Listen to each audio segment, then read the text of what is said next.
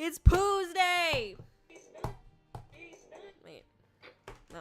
Look, it's like, it's doing that. It's doing that thing. This is a fart gun. See? It's breaking. Just give it a slap. There we go. Good slap. Good slap. When in doubt, slap your ass so you can fart. There you go. That's what that means. Welcome in, everyone. I hope everyone's doing good, doing great, and taking care. What is up? What is up? What is up? It's Poos Day, and I was supposed to be playing Elden Ring today on stream, I believe. However, we're gonna talk about some serious shit that I am not looking forward to discussing and talking about, but I have to talk about it, okay? We're gonna talk about it. We're gonna talk about it, okay? I am doing all right. We watched the next installment of the Twilight Saga yesterday. This is the Saga of Twilight! Anyway, so we watched Eclipse, and it was great. And it was great. End of story. But it's just, like, I don't know. There's just so much, like, looking back on Twilight and watching it now as, like, a full-on adult. I'm like, what the hell is this? What the helly? What the heliante? Anyway, but yeah, I don't know. Like, I think I see a lot of things that we, like, not we, but just, like, certain people would do and act, and I feel like a lot of it probably came from Twilight, because it was just such a big series. I mean, like, the way that Bella acts in the movie, it just reminds me of, like, a lot of girls that I knew. Like, and it's not to be mean, it's just, like, it's literally just to state the fact that I think I didn't realize how much that movie had influenced, like, culture and, like, pop culture for, like, you know, certain generations and stuff. And so it's really surprising to look back on that and to watch this and consume it now. But yeah, I, like, did the whole 9 yards for Twilight. I did read the books, but I didn't really know what was going on because I was so young, and, like, I didn't really understand what the fuck was happening. I just read them.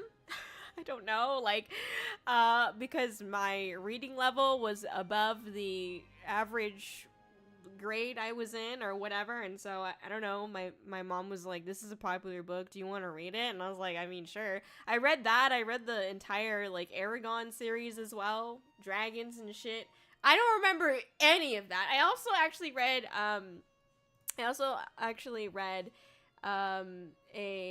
what was it? Oh my god, Harry Potter as well. I read all the Harry Potter series. And that doesn't mean that I agree with any particular author or person's perspectives and opinions and shit, okay? That doesn't mean I agree with that, but I read it before all that shit happened, and it was a time. I did like the Harry Potter books for the most part, but I honestly don't fucking remember it at all. I don't remember any of the books I read during that time, and I read, like, a lot of books, and so I just don't know. But anyways, yeah, I did, like, I watched all the Twilight movies, I read the books. I do think that the books are obviously, like, less dramatic and a little bit more interesting, from what I remember. But yeah, I don't know. I obviously the movies are just very theatrical and, like, they're meant to be, like, romance, love, and shit like that. I feel like Aragon as a movie I didn't love, but I liked the books enough for me to continue reading them. I don't remember which one like all the ones I read. I think I read, like, I read the blue one and the green one and the gold one. Like, that's, like, and I think the red one. That's all the ones I remember. So I just remember it by color. I don't actually remember the fucking names. I also read this series that had a bunch of owls in it. I don't remember what the name of that was either. Anyway, regardless, I don't remember any of the shit I fucking read at that time, but I did read them, so. Regardless, I hope everyone's doing good. And thank you for being here. You know, we have Offkai coming up. If any of you are going to Offkai, feel free to, like, DM me on Twitter that you're going, as long as you are comfortable with giving your on-screen name to James the rep, which I think most of you are, but you know, I made this very clear to other VTubers who were going that like I am gonna be in a mobile rig. 1, 2, I'm gonna be streaming on my mobile rig, so don't feel like you need to like go in front of the camera. You can always just say hi from behind the camera. 100% totally fine. You don't even need to tell me who you are, like me personally, but you definitely should tell the rep who you are. You can whisper it to them, or you can show them like your type it out on your phone and then show them your phone screen and just be like, hey, this is me. So like that's what I would personally recommend potentially, is to just show them, you know, who you are. James does not care. James is not like deeply integrated into the VTubing scene, so he literally doesn't know if you're a VTuber or if you're just somebody that's a part of my community, because we're handing stuff out for them too. So just saying, please feel free to let me know if you are going to be going there. Anyways, I've been working on baggies. That's what it's for. I've been making a bunch of bracelets. I've made so many that I cannot fit it on this little weird stand thing that I have. I don't even know what the stand is for anymore, but it's here. Anyway, so yeah, I don't know. I have to count, but I've been putting together a bunch of baggies, and it's been a good time. I've got more to do, but I am hoping to get everything. Oh, I will be able to get everything to James in a timely manner. So, yeah, that's it. Anyway, so if you're going to Off Guy, feel free to DM me or to comment on my post. I have a post on Twitter that you can comment on. And I'll try to get it done in time. I am like kind of rushing right now, and there's like some I have to do still, so hopefully I get it done in time. We'll see. Anyways, all right, let me catch up on chat. And again, we are gonna start talking about some serious updates and things like I'm not graduating. Okay, nobody be like, oh my God, Kōri's graduating. No, I'm not graduating. I made that very clear. Not graduating. I will still be here. All right, but there's just some updates that I need to go over. So please keep that in mind, that we will be talking about some serious stuff in a little bit. I'm not excited to do that because we've been having a couple of serious conversations, and I'm like, oh my God, I'm so sorry that I have to put you guys through another serious conversation. But anyway, not my choice. That's all I say right now. I'm not graduating, son. God damn it. God damn it, son. Don't do this to me. All right. What's up? YoHallo, Twitch, Ron. Welcome in. YoHallo, Jankin. YoHallo, son. Thank you for being here. Thank you for being here. YoHallo, Chess Piece. Oh my God. I just think about that. I don't remember their names, but I just remember it's like this undefeated chess champion. And he was like, damn it. Oh my God. Good game, bro. Damn. Oh my God. Like, he just like, shit. And the other guy was just like, oh, like scared for his life. Yeah, I don't remember their names. I'm sorry, but that's what that reminds me of. Anyway, also thank you for the resubscribe, Twitchmon. I appreciate that. Thank you for the support. 5 down, 7 to go. Let's go. 7-11. Sorry. I think of the Rush Hour joke. If anyone has watched that movie, the old ass fucking movie. Where Lee, Jackie Chan's character, is like, wait, no. He was talking to, I can't remember his name, shit! This other actor who was like, why do you hang out with 7-Eleven? And Lee, Jackie Chan's character, is like, what? Why do you call him 7-Eleven? And then he's like, because his mouth never closes. Mouth is always open. It's like 7-Eleven. Anyway, all right, let's see. YoHallo sailing, big YoHallo to sailing, big YoHallo to Stockfather. Happy belated Father's Day. Happy belated Father's Day to anyone who celebrated as well. Okay. YoHallo Cosmic. YoHallo be YoHallo. Thank you for the like, Barthen. YoHallo Bat Sky. Welcome in, welcome in. YoHallo Kai. I'm excited to see you again this weekend. Okay, safe travels. Let's see. Is that the Kōri-Oujo? Is that the on the house? The on the house. Could you imagine? Damn. Anyway, I had beans for dinner. Respectable. Beans, the magical fruit. The more you eat, the more you toot. The more you toot, the better you feel. Eat beans with every meal. Hell yeah. Hell fucking Hell yeah, brother. What you slapping, dog? I'm slapping this freaking fart gun because it keeps breaking on me. But I don't know. I think I need to change the batteries, but I'm lazy. Anyway, let's see. Howdy, Bistro. How are you doing? Welcome in. Welcome in. 2 more Twilight movies. Yes! I'm so hyped for it. Honestly, okay, so it goes... Twilight series is supposed to come off of Netflix by the 30th, so I'm like, I hope to goodness that we are able to finish it before then, because now I'm committed to watching all of them, even though, like, they're terrible fucking movies, don't get me wrong. There's so much that I, like, sat there and I'm like, I watched this as a child? This shouldn't be allowed. Like, this shouldn't be allowed to watch this. Anyway, regardless. Alright. What's up, Dad? Speaking of freaking Father's Day, Daddy Nacho, whoa! Welcome in. So I don't know why I said it like that. Hope you're having a wonderful day. Thank you for coming by today. How many more yards are there after 9? You know, I don't know, man. I don't do fucking math, okay? What the fuck do I look like? I'm a VTuber. I don't do fucking math. Anyway, hi, Kazoo, good to see you. Welcome in, big Kazoo vibes. There you go. Let's see. Couldn't read it after chapter 1. To be fair, the Aragon series was low-key, like, it was a little bit harder for me to read. I think I had to, like, damn near reread one of the books because I was like, I don't even know what I read. Like, I didn't even remember jack shit. So I reread one of the books and I fucking nothing clicked or stayed with me. So I don't know. I was a kid as well, but anyway. What's up, Brad Tillstar? Thank you for being here. Also, I read nearly all 80-something Hank the Cowboy books, which is not surprising to think about it. That's true. That's actually pretty real. Aragon the movie went too fast, I think. That's fair. The Aragon movie was bad for the book readers. That's fair. Most movies are bad for the book readers, but, you know, at least, like, dragons were in it, you know? At least there was a dragon. I mean, that was, like, check that off my list. Anyway, can't wait. Yes, a word? Yes, words. A, B, C, D, E, F, G, H, I, J, K, L. That's the alphabet, not a word, but, you know. I'll say hi from above the camera on James' shoulders. You know, somehow I wouldn't put it past you to do that, Coiny, but okay. I hope you're doing good. I hope you're taking care of yourself, because I know that you are busy preparing for Offkai as well. So good luck preparing. Take care of yourself, okay? It's gonna be a lot, I'm sure.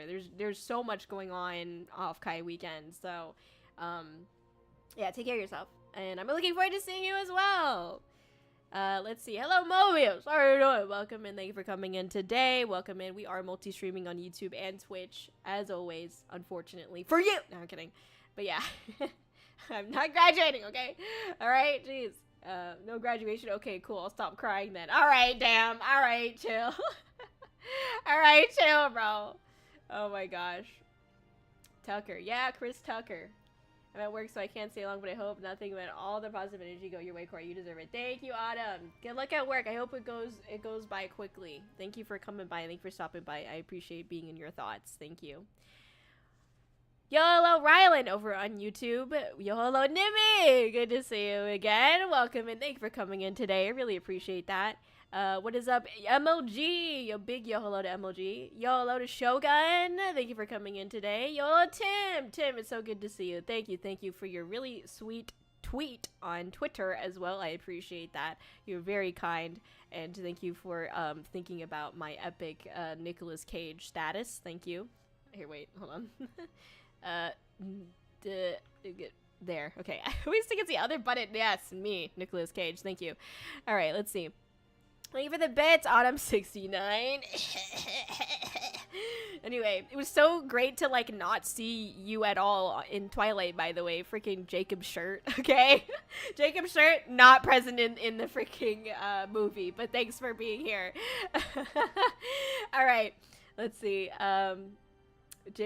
Plot twist, Jacob's shirt is never in the movie because Jacob's shirt is too busy watching Kōri-Oujo. Think about it. Think about it. Anyway, let's see.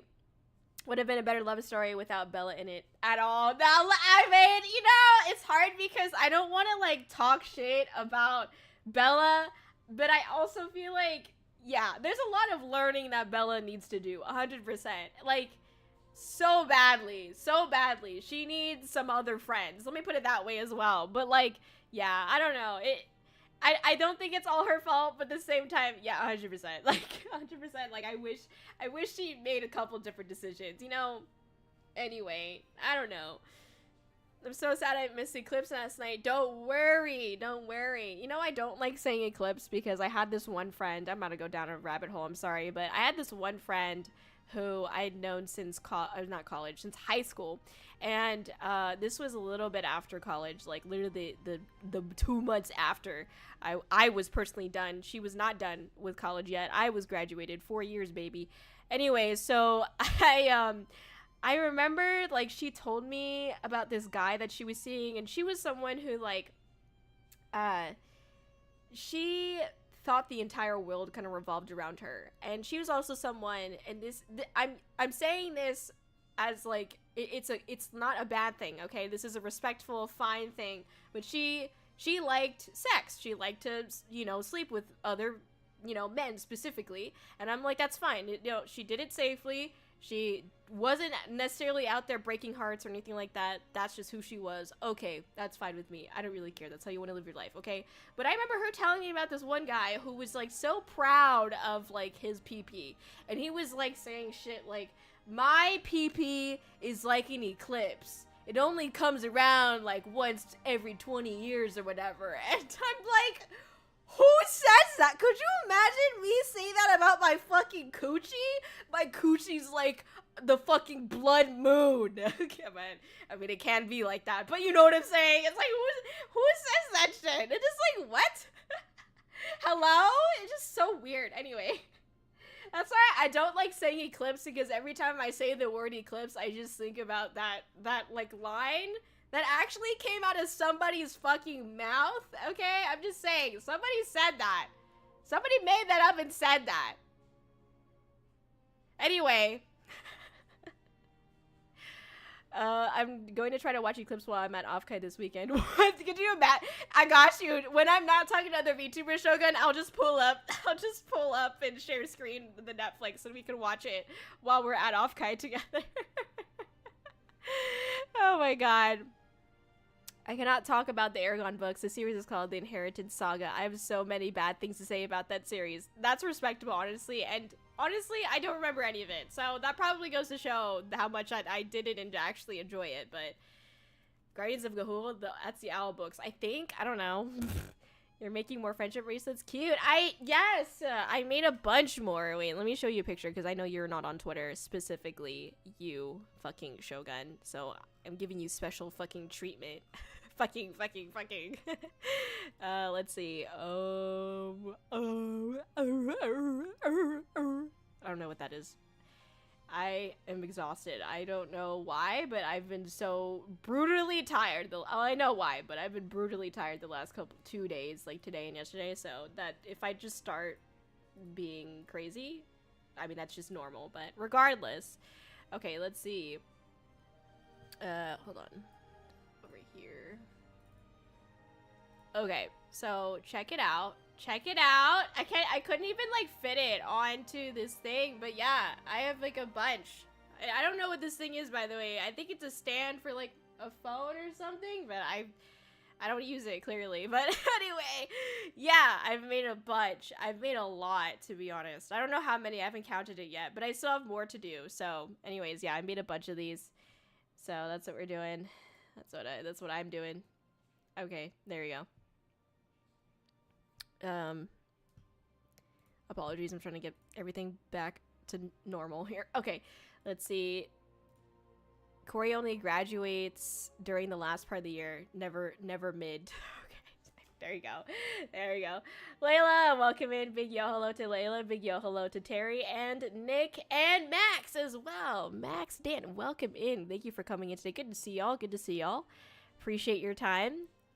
Just spreading the good word, Boss Cage. Hell yeah, that is the worst pickup line of all time. No, literally, I know. Well, it's because, so the dude, the Eclipse Dick dude, that's literally what we call him, he was trying to say, like, he was trying to ask her, like, oh, what is my dick rating? Like, how, like, am I number 1 on your list of dicks that you've had? And my friend was like, you're probably like number 2 or 3, probably like 3. And I think he like really took that to heart. Anyway, so yeah, I think he really took that to heart, and he was very upset about that, and that's why he started saying some shit about like, what do you mean? My dick is like an eclipse. So I don't know. It is what it is. Let's see. Blood Moon in that specific context was my name in high school. Alright, got it. But that'd be so dope. Imagine it. Yeah, I wake special treatment. Okay, Shogun. God fucking damn you. God damn it. Why do you make me say these things out loud? I swear. Cute. Oh, thank you. I see a black, white, and purple one. Did it have some gray in it? I don't know. That's not yours, though. I think yours is gonna surprise you, because I was trying to make one out of your outfit, an outfit that I've seen you wear before, but I didn't remember the outfit that well. So, regardless, Eclipse Dick Dude, yeah. 2 to 3 is worse than like 10, yeah. Yeah, but to him, he wanted to be number 1, so regardless. You're literally not forced to read a message. Forced these. Okay, I'm just kidding. Wait, no, I was just curious. You don't have to make me one. Alright. Anyway, can't believe you're forcing her to read your messages specifically. I literally, fucking Shogun's here, fart gun at my head right now, saying I need to read every single message that Shogun sends. It's literally insane. Anyway. Catch up on Twitch chat. I catch up and I see I'm getting butt pregnant at Offkai Gen 4 by Koini. Thank you. Thank you, Koini. Koini, everybody. Koini. Koini 2025. Those weren't my hands. Anyway, good luck with that. Consent is sexy, alright? We'll just say that. Make sure that everybody consents, alright? Everyone consents to the butt pregnancy. Thank you. Congrats! LMAO. Rip to the best actor in Twilight, Jacob Shirt. It'd be like that. Oh, that's my pen. Anyway. It'd be like that. Oh, y'all feel that? A juicy Kōri tangent. That's me, you know. What sex? Is it a console exclusive? You're so real for that. Anyway. Blood Moon. Play Twilight during the meet and greet. Imagine! Hey, what's up? And just like say hi and then immediately just turn on Twilight. Peak! It's a lot of nuts, yes. So many. It's a lots of... Exactly, Sailing.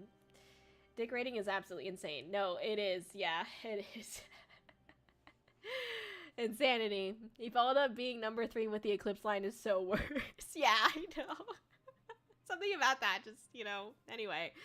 I've arrived. Welcome in, Rigby! Big YoHallo! It's good to see you! Welcome in, welcome in, welcome in. I hope you're enjoying some good food, maybe some sausages, because I know you be eating those. Not, that sounds wrong, but if you look at the Discord, then you'll know, okay? Regardless. Let's see. Can't believe you, Shogun, forcing Kōri to read your messages. Exactly. Don't say fart gun to my head. What do you mean? Alright? That was my name, Nick, back in your day. Yup, exactly. I am Nicolas Cage, thank you. She did you so wrong, Wrigley. Wrigley. One time I accidentally, well, not accidentally, but it just like rolled off the tongue, and I said Riggy instead of Rigby. Anyway. Hey, yo, sausage time 8. Stockfather, you keep your sausages to yourself, okay? Because you got some crazy freaking sausages, alright? Alright, Twitch is going to bother me about an ad, so I'm going to run it really fast so it doesn't bother us as we get into serious talks in a little bit. My nose is dripping for some reason. It just be that time, you know? The time of fucking year where my nose... Oh, is my nose bleeding? No. I don't know. Anyway, I'm alive, that's fine. Let's see. Oops. I lost my earbud during laundry day. Oh no, dropped the earbud case and I guess I opened it. It opened and the earbud fell out and I didn't notice. I big mad. Damn, that means you have to listen to Kōri-Oujo either through one earbud or on your speakers. Both of them sound like a terrible time.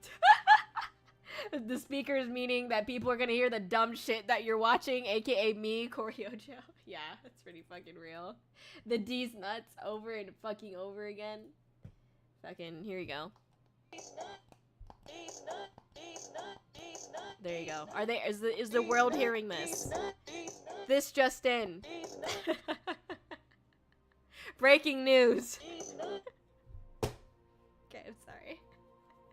I'll stop. Okay. Oh my god. Alright. Hey, Corey. What is up? How are you doing? Welcome in. Hope you're having a wonderful day. Happy Poos Day. Hope you took a poo today. Oh my god. There you go. Alright. Unironically, I grilled the other day and a goat mom walked by and laughed and said, "You show Discord yet?" Yeah! I guess it hasn't a while since I posted sausage. More sausage! What is that fucking thing? Eggs, bacon, cheese, sausage! That shit, yeah. But you gotta say it like sausage from your fucking diaphragm, okay? What's up, Hunter? Big YoHallo to Hunter. How are you doing? It's good to see you. How has work been since you're now working what is it Monday through Friday, and you have weekends off now, which is really exciting. That's what I was trying to figure out in my head how to say that to you, but I ultimately failed, so eventually I said it. Regardless, at least Corey doesn't do headphone checks. I just hope that you know what to do. Like, I hope that you turn down my volume, especially if I'm playing games, because that's what I really like, just start yelling. Anyway, I guess it has been a while, right? Big YoHallo, I'm doing pretty good. I'm happy to hear that, Hunter. I'm happy to hear that. I hope that the new, like, work shifts have been easier on you, because, I know, I do also enjoy just, like, having weekends. but I mean, I work at a completely different job, so I can't really, there's not much I could say, but I enjoy, like, having the weekends to be able to, like, recoup and stuff. I also really like having I like having Mondays off, only because, with Mondays, you can, like, go grocery shopping or, like, run some errands, and there's, like, not that many people out, because I don't like people, but regardless. But yeah, I mean, that's my own personal take, anyway. Alright. We will get into it now. Let me close that. Okay. Welcome in, Dragon! Hell yeah, sorry, I had to do it. It's just... Anyway, welcome in over on YouTube. We are just about to get into the announcement, don't you worry, so you haven't missed anything. We're about to get into it. Yeah. As the great Doji Cat said. But yeah, we're gonna get into it now, and, okay, so most of you already know what the announcement is. If you're part of the Discord, then you already know what the announcement is. You guys are already, you've already been forewarned what this is about and whatnot, so yes. I'm not gonna read what I wrote in the Discord. So if you want to join the Discord and take a look at it, feel free to take a look. I have changed some of the names of things as far as, like, the channel, regarding this and things like, but you'll be able to find it there if you want to find it there. It is under a racing chat. Regardless, I felt like, bear with me, I felt very uncomfortable talking about the situation without, like, more of a script, and so I will be talking about this a little bit more, hopefully professionally and, like, robotically a little bit, so please forgive that. But I'm gonna be reading kind of from a script because I felt like I wanted to make sure that I got, like, things across properly, and I also wanted to make sure that I told, like, what I wanted to explain and tell from this story. So yes. Also, hi, Kiri. Welcome in. I hope you're having a great day. Sorry, we're getting into a bit of an not announcement, an update right now. But I'm about to get into it here in a second. I hope you're having a great day. Don't feel like you need to stay here. Okay, everybody, please check out Kiri if you haven't already. Okay, Kiri's amazing. But I yeah, I'm about to get into it now. So, yes. Okay. I'd appreciate it if everybody just listens to what I have to say before making any, like, jumping to any conclusions as well. And just bear with me because I'm, like, gonna try to get through this as best I can. Anyway. But yes, thank you everyone for being here. I will not be reading the chat at this time. When I get to a stopping point, then I will. But if you have any questions, comments, concerns, or anything like that, feel free to put them in the chat as I'm going through, but I will not read it until afterwards. Okay, so what does this have to do with? So I made this announcement on the Discord, and basically Michael Klein, my NASCAR driver partner, he has had to pull out of the Archimedes race, and this was the big race that was supposed to happen on July 25th. The unfortunate thing is that MKR as a business has not produced, executed, however you want to say it, the things that we were supposed to be doing through our contract, things that we agreed that we would be doing. There's a lot that MKR as a business did not follow up on, just they didn't do it.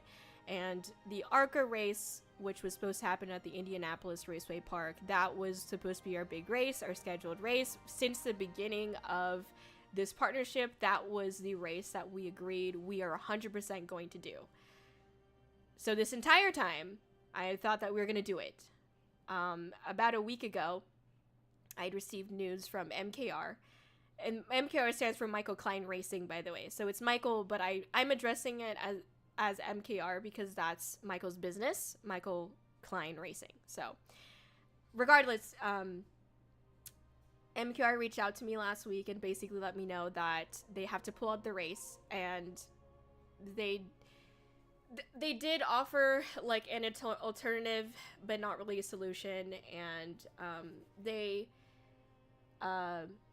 their reasoning for pulling out is personal to them, and I don't feel comfortable talking about it. Like myself, it's not my story to tell. So if you do care or you really want to know the full story of what MKR had, the reasons why MKR had to pull out, that's entirely up to MKR to tell you. And I know that MKR is working on a statement, from what I understand, to post about what happened and why. But all I will say is that it is health reasons. So I don't want anyone to try to come after MKR for anything, no evil intent, okay? Like, I think really this was mostly out of their control. So I want people to be happy and healthy. That's all that matters to me. And so I don't mind that we pull out of this as long as MKR does cooperate with me on what I believe is fair, and continues to go down a path of positivity and being healthy. So now allow me to kind of read my script so that way I can make sure that I get the story across properly. Okay. As I said, please bear with me as I explain the situation, and please know that MKR, Michael Klein Racing, as a business, has been cooperative with me in mending the wrongs. They have already reimbursed me the money I was sending them for the Kōri decals and other race necessities. Michael, if you are watching this, I'd ask that you leave immediately. I want you to take care of yourself. And of course, while I'm not here to belittle you or your business, I do need to properly explain the situation to my community, who I believe deserves an explanation after seeing me throw so much of myself into this partnership. This means I do need to, however, respectfully discuss the harsh truths of this partnership, which, Michael, you are already aware of. Nothing can change what has been done, and I believe Michael will have better feelings of positivity and success looking towards the future. As always, I never mean any ill will, and I wish MKR as a business and Michael as a person the best, always. I have really gotten to know Michael through this experience, and I do really appreciate them as a person, and again, wish them nothing but the absolute best, which, again, I believe that they are on the path to be able to find that happiness for themselves. At least I'd like to hope so. Now that's said and done, I'll go ahead and proceed with some of the major events that have happened in this partnership that I feel like should be addressed. So, starting from the beginning, when MQR first reached out to me, I was really ecstatic, obviously, to have an opportunity like this, especially after doing the Frisco Rough Riders baseball collab that we had in June of this time last year, basically. MPR and I got on a few calls to discuss things. It seemed fine from what I could tell. I was the one that created a contract which outlined what this partnership was and what was expected of both parties, and we both signed it. What I included in that contract was obviously things that, like, MKR. MKR had very clearly said, like, these are the races that I'll be doing, and this is like something that MKR had put in their first email to me, but I confirmed as well the races that MKR was going to be participating in, the big ARCA race. So, like, I made sure that that was curated by both MKR and I, so we both could agree on something that was fair. And that also included the payments that I would be sending them in order to get the decals on, in order to get the other race necessities as well.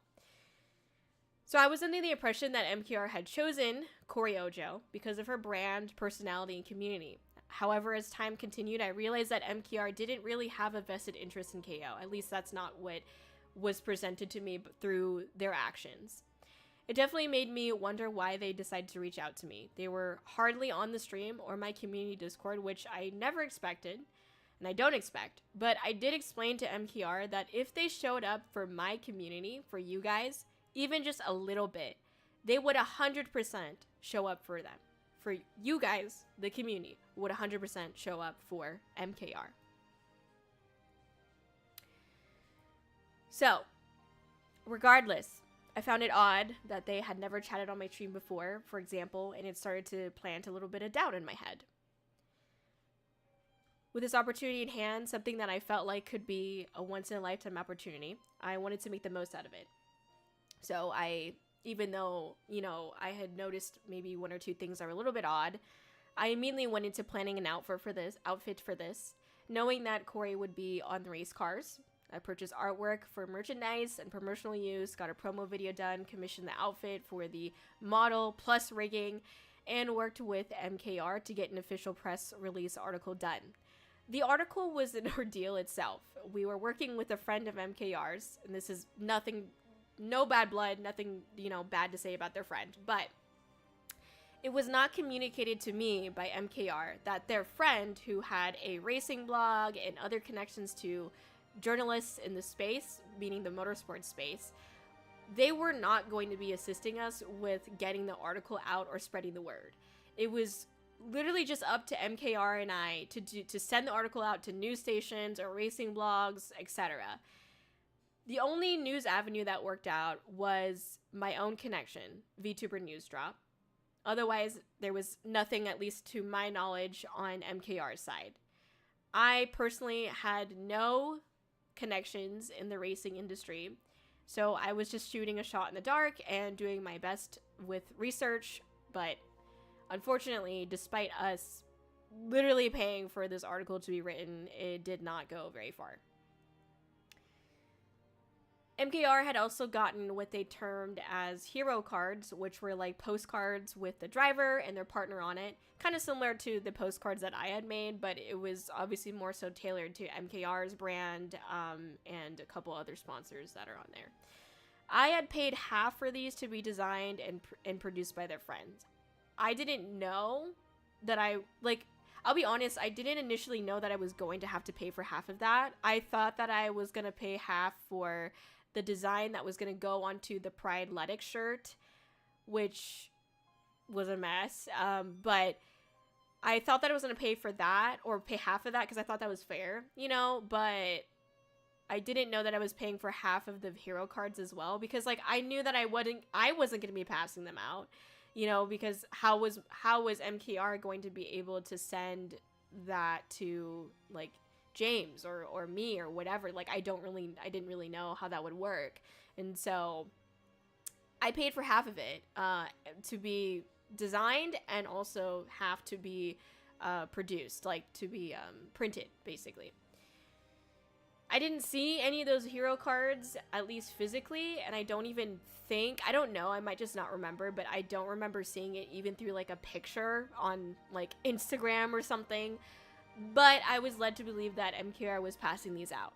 So basically, I don't actually know what happened with them or how many times they were being passed out, but I paid for them. So I paid half of them. So regardless, I made the announcement on the partnership. That was in November. This announcement was very carefully curated by myself and MKR. I had asked over and over again how to explain what this was, what the names of the races he planned to do were, etc.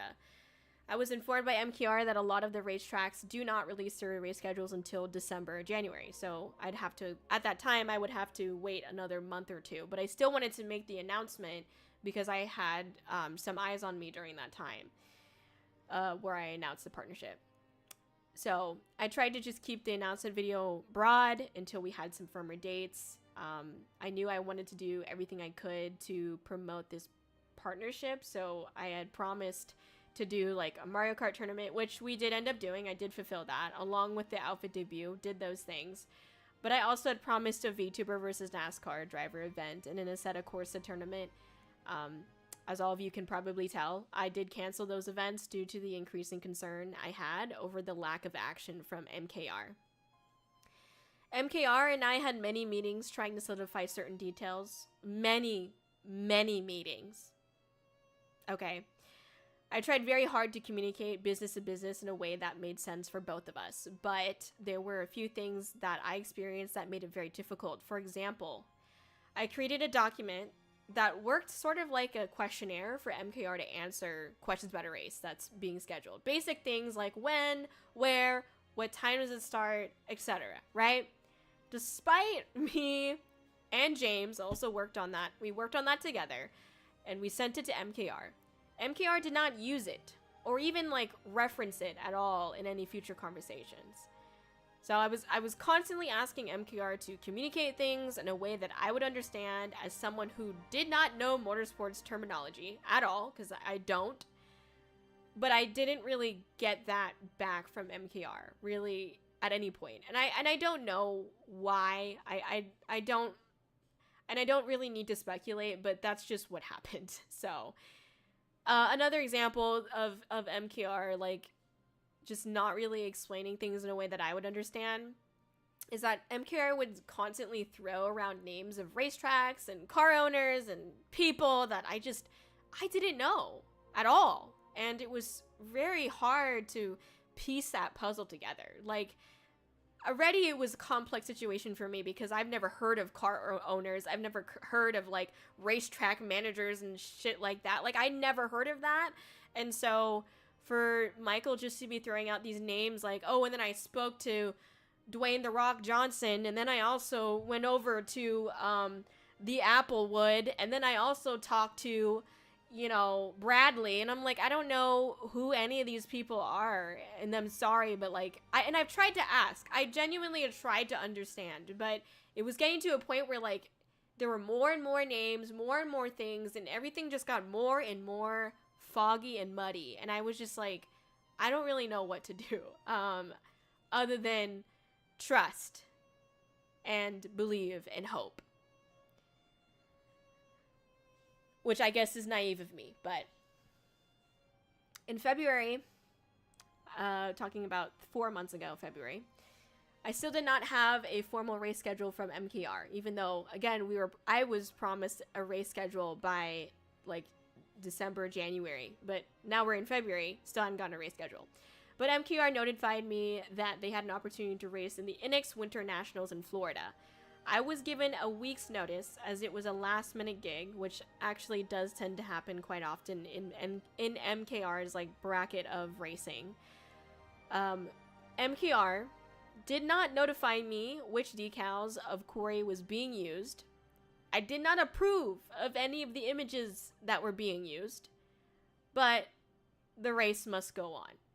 I streamed the race on my Discord, and many people in my community, thank you, joined in to watch and support. Thank you. I didn't know when MKR was even racing, so we all as a community ended up watching a bunch of divisions that did not include MKR, which I know doesn't sound like a big deal, but it was during a work day for me, and like, I have work to do. Like, I have a job, unfortunately, and many people were kind of like sneaking off of their work so that way they could watch on the Discord, which I really appreciate. But it sucks when, like, and I know that it's hard to tell, you know, in tournaments in general, it's like, well, Division 1 starts at this time, and then Division 2 starts at that time, but like, you don't always really know, because it could depend on like, well, how long is this division taking? Maybe they end early. I get it, but it was just really frustrating to like not even know, and so we're just like in some ways like wasting our time watching like these children race, which is like weird in itself, but regardless, like, I don't regret it. It was nice, it was cool to like watch it and experience it as a community. Like, that's what I enjoyed the most about it. But again, it's just like that communication. MKR was also the most active in the Discord chat in the history of ever during this time, which is fine, but like, you know, a side note, I also had to pay like $30 $30 for a 1-month subscription to the streaming site for the race, which I feel like $30 is a lot, but I don't know. Inflation got everybody, I guess. Anyway, we watched the race, encouraged MKR, and moved on. Again, I really thank the community for being so encouraging and kind to MKR during that time. So as I said, February was 4 months ago. Within that 4 months, MKR had notified me of one other last-minute race. Again, this was not a part of our original lineup of races that we agreed on. Same with the NX Winter Nationals. That was not one that we had agreed on originally. And this one that I'm talking about now, also not one that we agreed on originally. But with this one, there were some weather complications as well as a scheduling issue. So even though MKR had told me, yeah, we're going to have Kōri decals on it, because there was some scheduling issues, MKR was not able to get the Kōri decals done in time for the race, so we did not appear there. In March, as I was amidst the craziness of preparing for the Vegas concert, I decided to put my thoughts to the test. You see, up until this point, I had been following up constantly with MKR to make sure actions were being executed on their end. What that means is, like, I'd ask Michael to do something, and then I'd tell them that I needed it by, like, next week or something, and next week would come by, and then I'd be like, okay, can you get it to me within a few days? And then they finally get it to me. Like, I was constantly following up to make sure MKR was sending me or, you know, doing the things that I asked them to do. But this time around, since I was so busy with the concert, I met with MKR and discussed next steps and passed off a document with very clear deliverables that I needed by the end of March. I didn't follow up, did not. I just left MKR to handle the rest. MKR did not deliver on a few of the action items on that document. Honestly, I don't even know if MKR delivered on any of them, but I want to give them the benefit of the doubt and say maybe one of them they did, but there's pretty much, like, because I wasn't following up, nothing was getting done. But seeing this essentially confirmed my suspicions and concerns, so I decided to offer MKR an ultimatum of sorts. Since MKR had no races scheduled and it was beginning to be too late to schedule any plane/travel tickets, because I had originally asked MKR for notices for races 3 months in advance so I could properly plan and budget. So obviously, we're you know, this is March, and there were no other races scheduled. So I'm like, I only have a few months to plan, budget, and prepare for the ARCA race that was at Indianapolis Raceway Park in July. So I'm like, I would like to just know that we're doing that, and if we don't do any other ones, it's whatever. But I no longer, like, the point of us having races leading up to the ARCA race in July was to help promote this, was to help promote the partnership. That was MKR's side of the deal, was that was the way that MKR was going to promote the partnership, was through the races, was through having Kōri decals on the cars that MKR raced. There were zero. Well, at least not in the ones that we agreed on. MKR did one. Officially did one. However, I didn't approve of those, remember? And so to me, it's like, it did happen. I appreciate it. I'm grateful for it, but it's not what I had requested. It's not what we agreed on. It's not even on our contract. And so it's like, I don't know. It's just really hard to give that grace, basically. And I needed 3 months to plan and budget because there's other things that I'm working on, not just this. And I was at the point where, you know, we don't have anything. So I think I should just plan and budget and expect to do one race. And that's it. So that's why I decided that the ARCA race at the Indianapolis Raceway Park would be the only race that I would expect MKR to do. I got on another call with MKR, and this is again right before the concert, and I discussed this. I drafted up a contract myself that clearly stated that if MKR did not participate in the ARCA race, they would be legally contracted to send me my money plus the damages to my reputation, brand, etc. At this time, I had openly and honestly told MKR during the time that I gave them this second addendum to the contract, right? So it's additional contract to our original contract, if that's what an addendum is, if you're not aware. But during that time, I had openly and honestly told MKR that if there is even a smidgen of doubt that they would not be able to participate in the ARCA race, to just pull out and close the contract, original contract, now. But MKR believed it'd be fine and signed the contract. So I continued to promote this partnership through the Vegas concert, which was really stressful because the reason why I was trying to get MKR to make a decision on like, are you doing this race, sign this contract, is because I knew that I wanted to be able to talk about and promote the ARCA race at the Vegas concert, the Isekai Vegas concert. But you know, I even did a song for it, you know, released a new song to commemorate the partnership. Like, I just wanted to know, like, are you going to continue doing this or not? And MKR said yes and signed a contract to say yes as well. So, you know, I was stressed out, so stressed out before the concert already. And it was this extra stress to be like, is MKR going to agree to this? Or is MKR not going to agree to this? You know what I mean? So, anyway.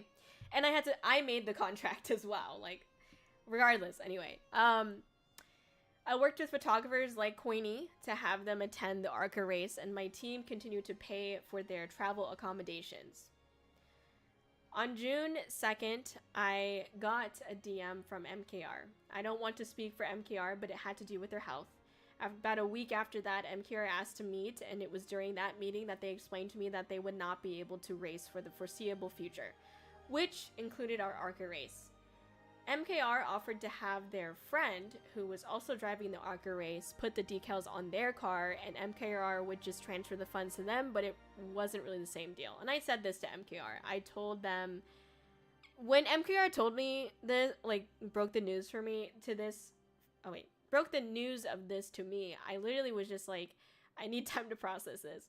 But I will say the only thing that I did really say in that call was that I was excited and looking forward to doing this partnership with Michael.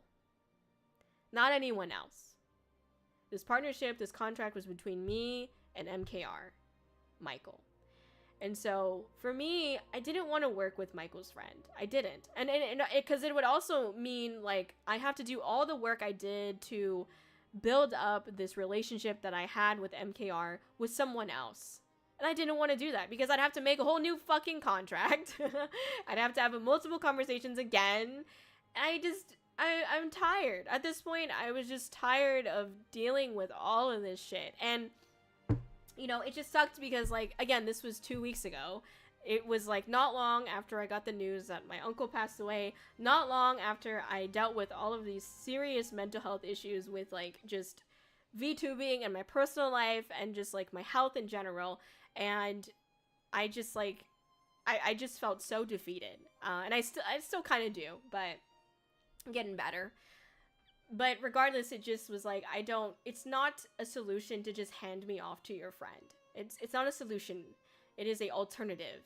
And even if I did work with MKR's friend, they were not able to have the same placements of the decal on their car for the Indianapolis Raceway Park race. They were doing that race, but like they already had someone that was going to be on like their hood, for example. And so I would not be able to be on the hood, which was the original agreement that MKR and I had, was being on the hood and the sides of the car. So basically like a wrap. Their friend was not going to be able to do that for the Indianapolis Raceway Park. So it would have been like a 2-race deal where like there's that race and then another race where I would be on the hood.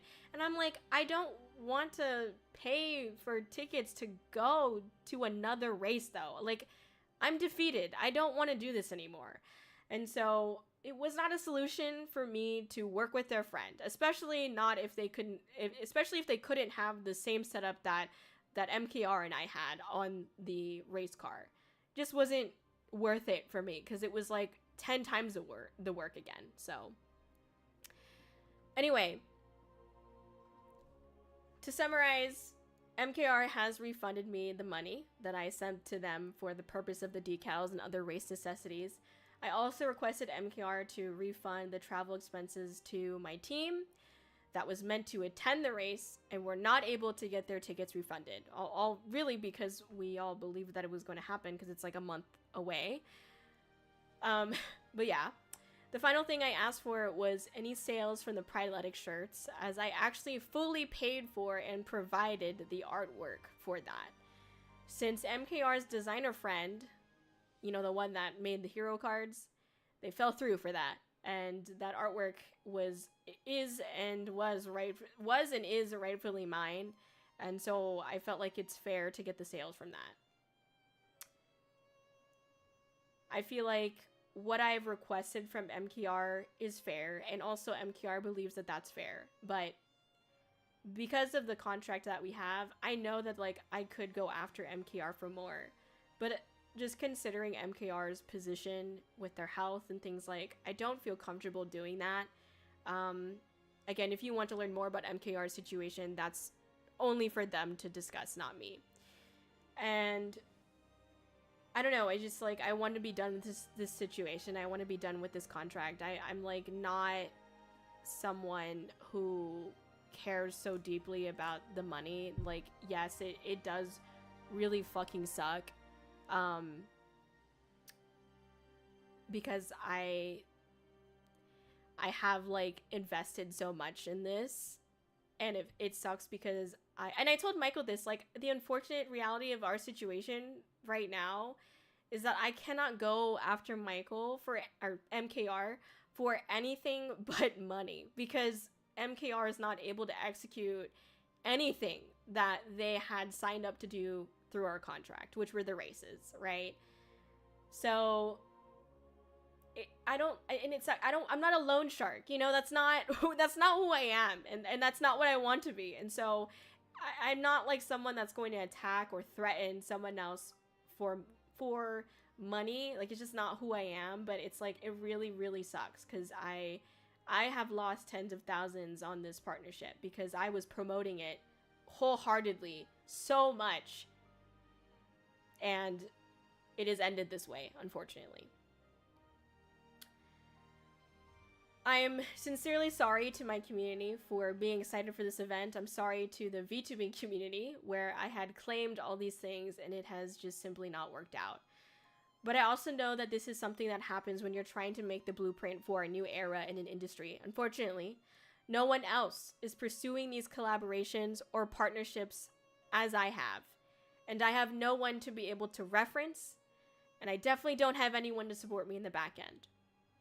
The final thing I will say in this attempt to explain the story as respectfully as possible is that I do not review this partnership as a complete failure. We did do one race, though it was not originally agreed upon, and it was not decals that I, approved of. We did do one. And I can say with utmost confidence that I, as Kōri-Oujo, did everything I could possibly do to spread the word and get things done. I'm still very grateful to MKR, to Michael, and while I do not hold any bad blood or ill intent for them as a business or a person, I know that Kōri-Oujo would not be interested in working with MKR as a brand again in the future. Now, I'd like to break away from the robotic professional explanation and be a little bit more vulnerable about how this has affected me as a person. Mostly to just get this all off my chest and to move on. So, yeah. I'm gonna try to keep it together, but I guess, like, this, as you all know, the past couple weeks have just been, like, one unfortunate event after another. It's just really fucking tiring to be sat here, dealing with, like, I mean, really, it just started with, like, Fanime last month. Like, you know, there were people behind the scenes that were trying so hard to make me the villain, the antagonist of their story, you know? And to like, that was terrible. There's every single word I said, every action I did, they were trying to make it seem like I was a bad guy. And, like, it just really, it sucked to go through that. And then, like, a week or two after that, to have this happen with MKR, amongst other things that had occurred within the community, you know, and just with myself, with my uncle passing away.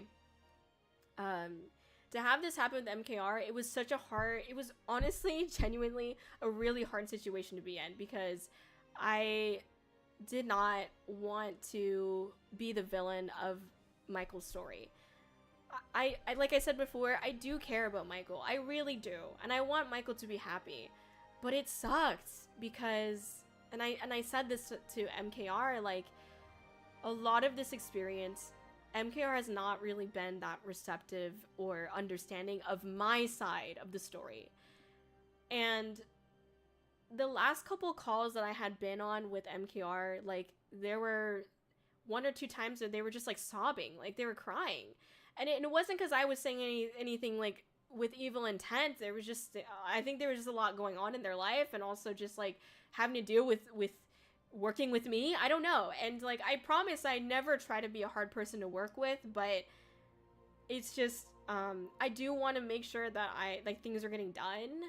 And I think, I don't know what was going on, but I don't want to make assumptions, but it sucked to feel like I was becoming the villain of MKR's story, because I really, really didn't want to do that.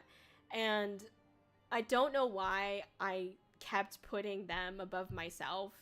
You know, like, again, I do want the best for them, but it's like, there were a lot of things that I felt like MKR was doing, and, like, just basically I felt like their actions did not show that they actually cared about what was going on with me or my experience, or my, like, how their lack of actions was affecting me. Maybe they did, but they just didn't show any actions to prove that they actually cared. Like, I don't really know, you know? And so their actions didn't show that to me, and while I didn't necessarily need that, I just wish that MKR had pulled out of this contract when I very clearly said, hey, being vulnerable here, person to person, if you think that you might not be able to do this race, that's okay. Just pull out before you sign this. Like, don't sign this second addendum. Don't sign this contract. Like, just, let's be done with this. But they continued, and I'm like, all right, you know? The first thoughts that, like, went through my head when Michael, or MKR, had told me, I honestly saw it coming. Like, I had a feeling, and, like, I just really hoped that it wasn't it. A part of me was, like, nervous or like, scared that this was just, like, a way to get out of the race and, like, not owe me any money, because it had to do with health reasons, and, like, that's one of the few things that, like, you know, I was gonna give leniency on when it came to the contract and, like, going after any additional funds. Again, I've been fair, and Michael, MKR has agreed that I have been fair with what I've asked. But it obviously, like, I choose to believe that MKR is obviously, like, they clearly are going through things that they need to handle and take care of themselves for, and I really hope that they can continue to do that. But then, like, the other side of me was like, shit, like, I said so much. I said so much. I claimed so much. Like, I got merch for this that, you know, the postcards that I have that talk about this partnership, like, I can't, like, get those refunded. Like, that's just a loss, you know? And I was scared to bring this to the public, to be honest, because I was like, you know, I've seen people on the internet who, they get this kind of news and, you know, they don't really understand, I think, what actually has gone on, or like that they don't actually read anything. But I think they say really hurtful things like, you know, oh, what, you didn't see the red flags? Like, people like you are just really stupid or shit like that. And like, it's really tough because like, I did see the red flags and I did really try to like mitigate them, but I really wanted to believe in MKR. I did, truly. And that's my fault, you know? I take responsibility for that. But I don't really want, like, I'm not in a headspace right now to listen to people call me stupid or to say rude things. Like, and I know that sounds like, oh, you're being a big baby. Yeah, I am. I am being a bitch right now. I genuinely, like, my mental health is so fragile right now that I just don't think that I could handle that. I'm being a bitch. I'll say it, okay? I can't handle it. And so I was really scared and I am really scared to be talking about this. That's why I wrote an entire script for it, because every time I thought about talking to you guys about it, I drew a blank every time. And so I was really scared. I am really scared to talk about this because I feel like I claimed so much and yet I have fallen so terribly short from that. And it's not my fault. I know it's not. But it sure as hell kind of feels like it is, you know what I mean? Because I was the one that was pushing this so hard. I was the one that was believing in MKR so hard when I think most people would have stopped believing in them. And it sucks when I am an independent, and so any opportunity that comes my way, I really want to hold on to. If I was someone like Doki Bird, who literally said they came to Fanime because they paid them money, which is like, damn, I wish I could get to that point. But, you know, like, I would be able to be like, hey, maybe I don't want to do this anymore, let's be done. And then move on to the next opportunity. But as an independent, relatively small independent, I don't get that opportunity to have opportunities. So anything that comes my way, I do try to work out. I do try to hold on to. I do try to give it its time and its respect. And as much as I can put into it, I'm going to put in my heart. 100%, 200%. It just really, really sucks that in this time, it fell so flat, you know. I was told by a few so-called professionals in this space when I was working with them, no longer I am, that MKR was a concerning, quote-unquote, concerning person to be working with, but I continue to believe in MKR anyway. I did do my own research on MKR. You know, one of the things that was brought up to me by, professionals in the space were like, you know, when's the last time MKR raced? And, like, I did look into it, and I did ask MKR, and they told me, like, oh, just a couple months ago. And so I'm like, all right, you know, I just wanted to do everything that I could to support MKR. And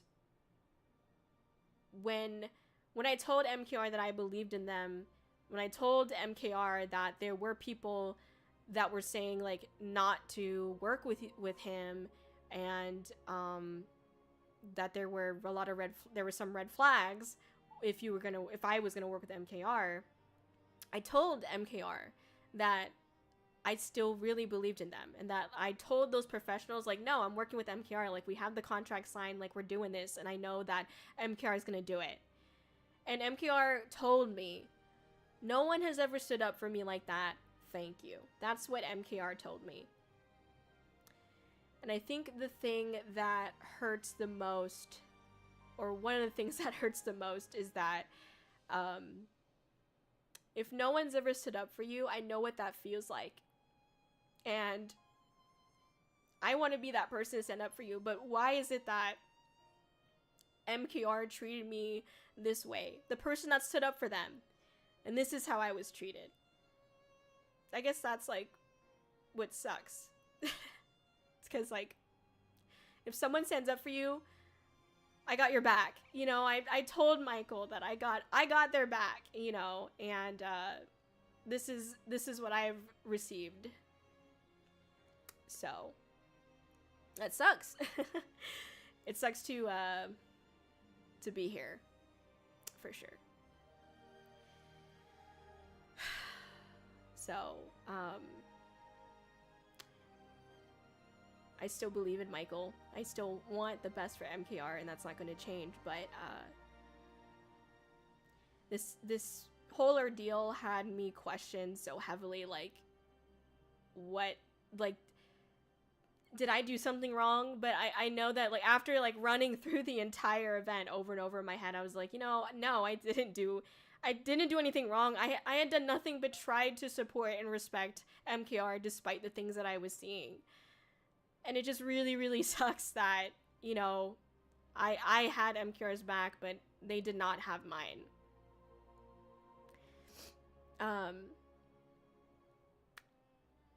Anyway, as I said, it's really not about the money for me, but it is really, really absolutely devastating to feel like I have wasted tens of thousands of dollars promoting this event.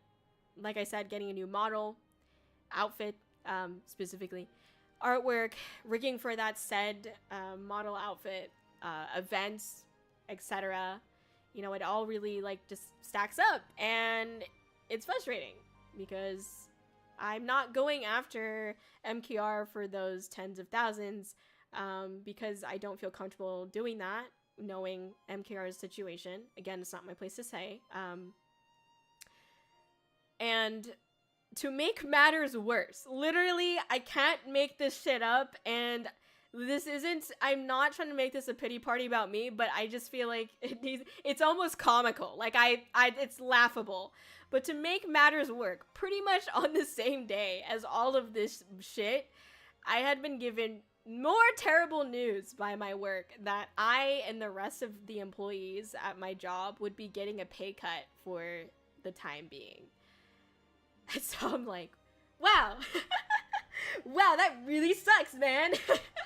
It's just, like, series of unfortunate events. Like, I'm sorry, I don't mean to, like, laugh, but I just, it's comical. Like, it's just so stupid that, it's just so stupid that this shit like, continues to fucking go on, and I'm like, stop it.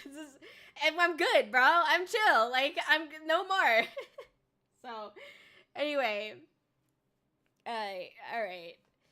Yeah.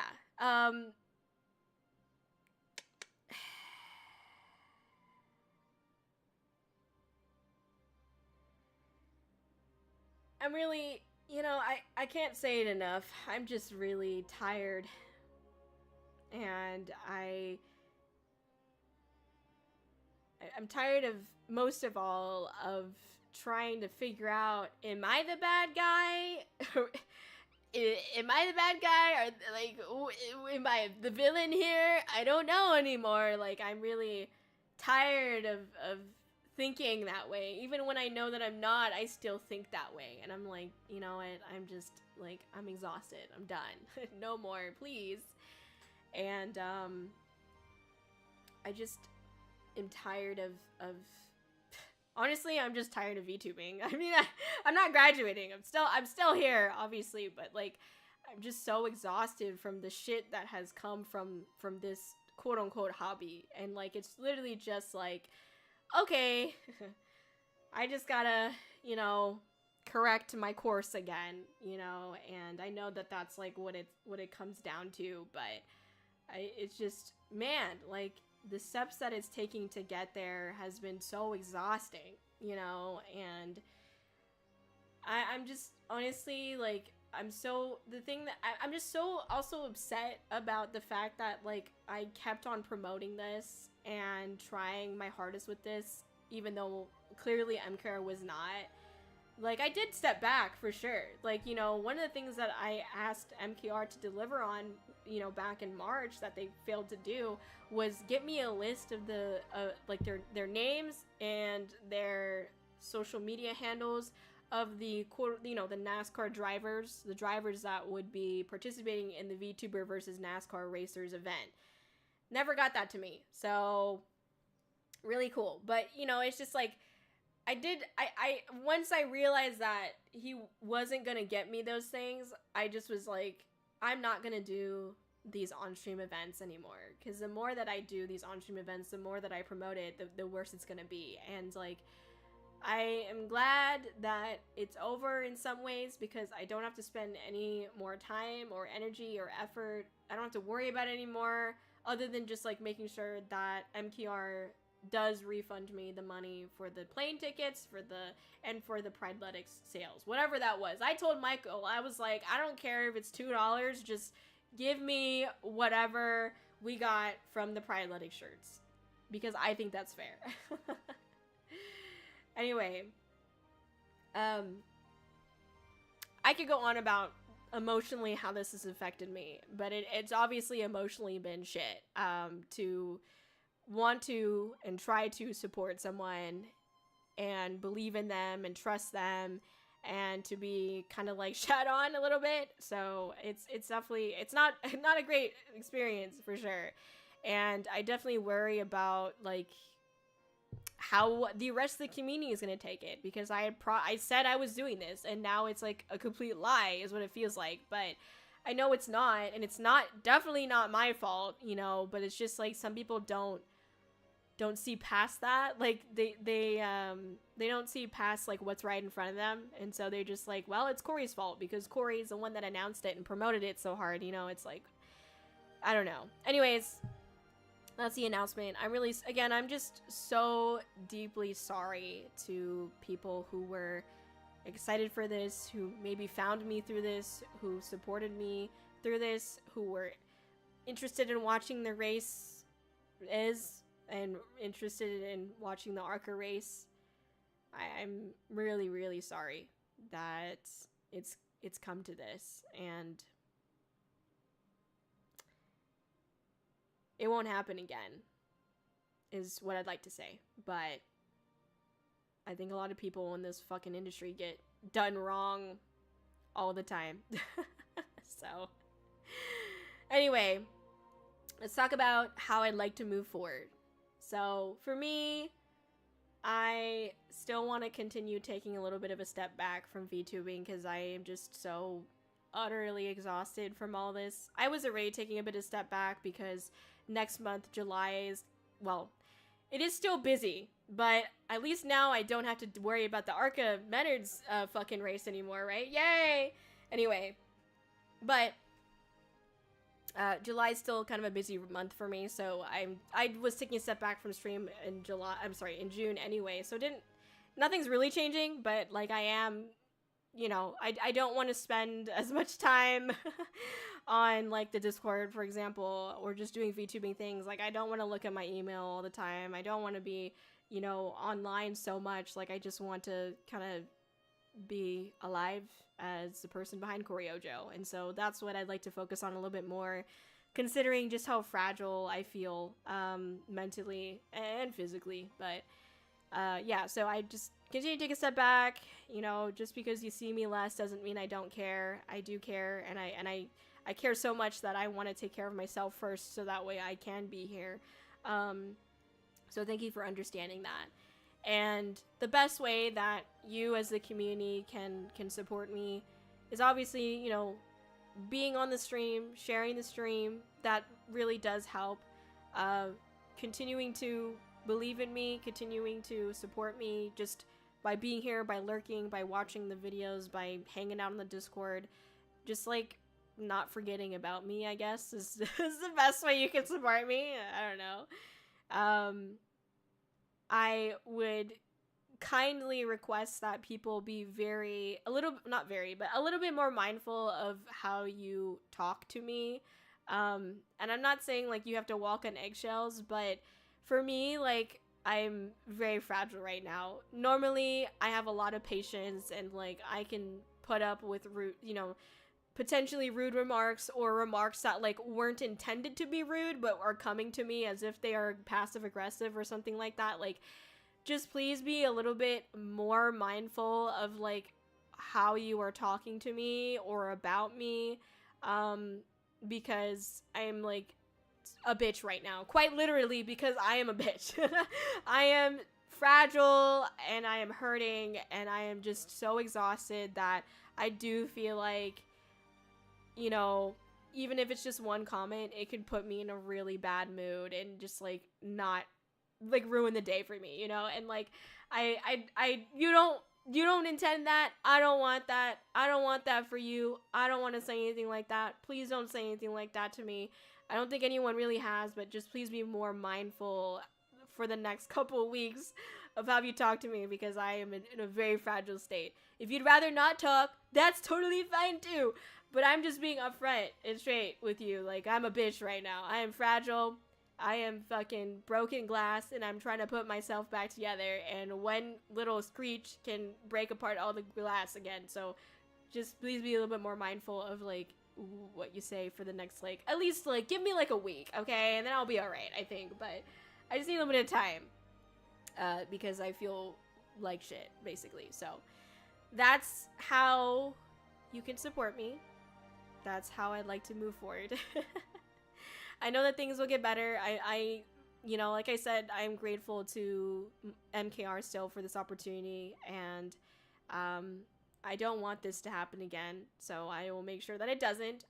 But I'm still very glad that we at least did one race, and you know, I'm glad that it's over. It really is, like, what it comes down to. I'm just glad it's over. And again, I'm so sorry to my community who was excited about it, and I'm sorry for in some ways just not doing what I promised any justice, and so I'm sorry for that. And regardless, I really hope that more real and legitimate opportunities come my way, come other people's way, and I hope that maybe I hope that this partnership, or like the engagement that I had with MKR, isn't going to, like, completely solely my brand and reputation, because that's really what I was the most worried about. But also, I hope it doesn't discourage others from collaborating or partnering with, you know, sports things, or just people in general. Like, I hope that it doesn't do that. I don't think it will. I don't have that much of an impact, but that's it. Okay. Thank you for listening. Thank you for listening. If you have any questions, you can feel free to ask. I don't know if I can answer all of them, but I will try. I just want to, if you have any questions, comments, concerns, this is the time to post them. I'm not going to be talking about this, like, for the foreseeable future. Like, I don't want to talk about this, at least for the next couple of weeks, because I'm just so exhausted. So also, Twitch is annoying me about an ad, so while you guys are thinking up of any questions, feel free to do that, and I'm going to run the ad. Oh, please don't. No, what do you mean there's an incoming ad break? I'm doing an ad break right now. Whatever. I hate Twitch sometimes, man. It's like, just do, like, the ad's going. Just let it be. Let it be. Anyway. Alright, let me drink some water. I did get a hydrate, so let me do that really quick. Also, welcome in, Legend. Thank you for the follow. I appreciate it. Let me just take a couple of seconds. Sorry.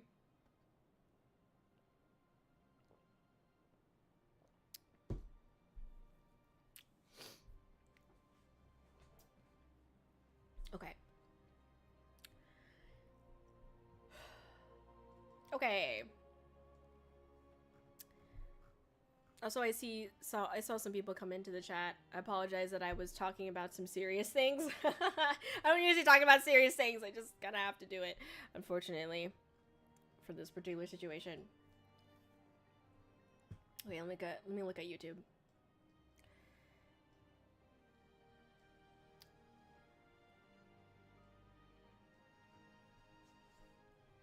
Let's see. Welcome in, Spice. By the way, sorry I'm late to saying hi to you. Welcome in, Nugget, as well. Apologies to everyone on YouTube that came in and I was not able to say hello.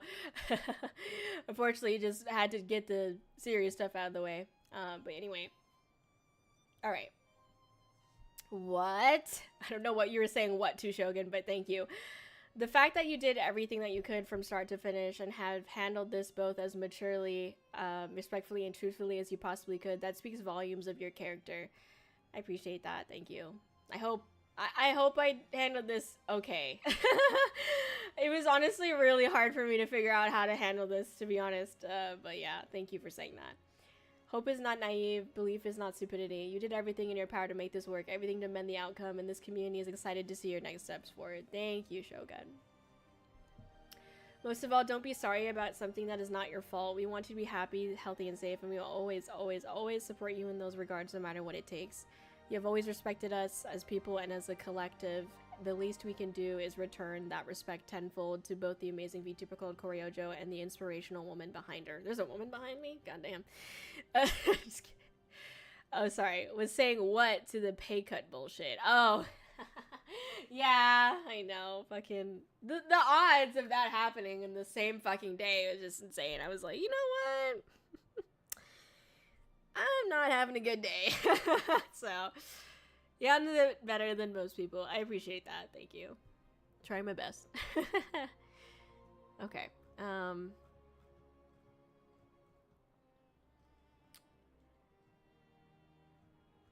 Catching up on Twitch now that the ad is over. Hi, Click. How you doing? Sorry, I was talking about some serious stuff. Apologies. Hope you're doing good. It's good to see you. Let's see. Hi, Vaughn. Good to see you as well. Sorry that I was talking about serious stuff. Anyway, and Mari as well. Okay, apologies. Thank you for stopping by. I appreciate that. Sorry to hear. Thank you for your kind words, everybody. And like, you know, it is what it is. No, just kidding. But no, I appreciate everybody being here and just hearing me out. And I don't know. I don't want this to be a pity party. I just, you know, I literally just want to tell you guys what has happened before. It's like, you know, everybody's wondering about it and, you know, whatever, but just bite the bullet on it, you know. There's only so much you could do on your end, and you did everything you could. Thank you, Goat Mom. Thank you for saying that. I appreciate it. Also, thank you, Zio, for the resubscribe. Oh my gosh, thank you so much. I'll get to your comment in a second. Thank you. And I know you're probably working, so thank you for the comment, and thank you for the resub. Good luck at work. Okay. Same thing is happening to me this week. What do you mean, Kai? What do you mean, Kai? Wait, what did I say? Shit. I'm sorry, Kai. Oh, whatever I said was probably not good, so I'm sorry. Whatever's going on, I'm really sorry. And I hope that you can get some good times and positive vibes and shit. Whatever the cool kids say. Off Kai. We all deserve it, I think. Ooh, that's a burp. That sometimes happens when your side of the story gets in the way of their narrative. Right, yeah. Yeah. See, why? I just did the ads. Why is there an ad going again? You know, I'm just gonna snooze it again. That's the last time I can snooze it, though, so sorry, Twitch chat. Sorry things went the way they did. You were really excited and passionate about this project, and you genuinely wanted this to work out for you and MKR. Things fell through, and for someone who aspires to do things like you do, that can hurt. I just hope you continue to have fun in what you do. Thank you. Appreciate that. Thank you. Y'all did your best to make it work. Thank you, Coiny. I appreciate it. I can only speak for my experience, but hopefully. Hopefully we all did our best to make it work. Those people are the type who would never say anything supportive and only show up to hurt others. The topic doesn't matter. They are only speaking to cause pain. Yeah, the people who do rude shit online and that. Yeah, I know. And you know, there's always going to be people like that on the internet, but I think that's like, it literally just comes down to me being a dumb bitch right now. Like, I literally don't think I could take it, and because the internet is such a harsh place, and normally I'm like, whatever, call me dumb, I get it, call me the worst things on this fucking planet, you know, I know what it is, I know why they're saying it, I don't care. But at this point in time, I think just like seeing that, just being around that energy is just like literally not what I need at all, and I don't want it. I don't, you know, there was a part of me that was like, maybe I just not stream and take the week off and not deal with this. But I knew that like the longer that I like put it off, the longer it's gonna like suck to have to talk about. So I was just like, just do it. Just do it and choose happiness. Like, I just want to say it, get it out there, and move on. That's what I want to do. I want Michael, MKR to move on. I want to move on. I just want to be done. Like, that was the whole point of me, like, just trying to do what was fair, not pursuing 100% of the contract, but at least a little bit of it. I just want this to be over. I don't want to do this anymore. Like, I'm so tired. No more, you know. Things happen. No use crying over spilled milk. I know that is harder than is said. Right. I'm sorry, Kōri. I'm sending as much good vibes as I can. Please know I'm really proud of how hard you work. I appreciate that. Thank you. Thank you. Keep your head up, queen. Thank you. Trying my best. It really sucks. I'm sorry, Kōri. No, you don't have to apologize. None of you have to apologize, by the way, but I appreciate the sympathy that you have for me. Also, oh my gosh, wait, hold on. Maxstan, thank you so much for the super chat over on freaking YouTube. Thank you so much. Yes, we will overcome and things will be better. You, Kōri, are loved and appreciated. Because of you, so many of us have found a second family, and we know you will overcome. Thank you. I know I will too. I mean, that's why I'm doing this. I couldn't, if I didn't want to do this, if I just decided I'm not going to overcome this, I would have just died. Just would have been gone. Not actually literally died, but I mean, like, I would not be on the stream. That's basically what I mean. Kōri-Oujo, gone, basically. So I know that we will. I am hopeful for things to get better. I'm grateful for this to be over so I can get back on track of, like, what I really want for Kōri and stuff, and, like, that's it. You know, I just want to be back on track with that, and I think, like, us not being, or me not being distracted with this, you know, racing stuff, I get to be able to focus on where I want to go and not where anyone else wants to go. You know what I mean? So...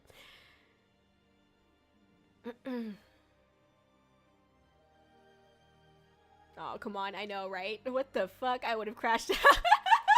No, literally, I was close, man. I was close to crash the fuck out, not gonna lie. No, I don't know. It was tough, for sure. Getting the pay cut was just, like, literally, like, the worst thing to hear, for sure. I was just like, wait, huh? I don't even want to talk about that, because that one's, like, that's a whole different fucking story, but I have a job still, and, like, that's what matters. But it does really fucking suck that we're getting a pay cut for now.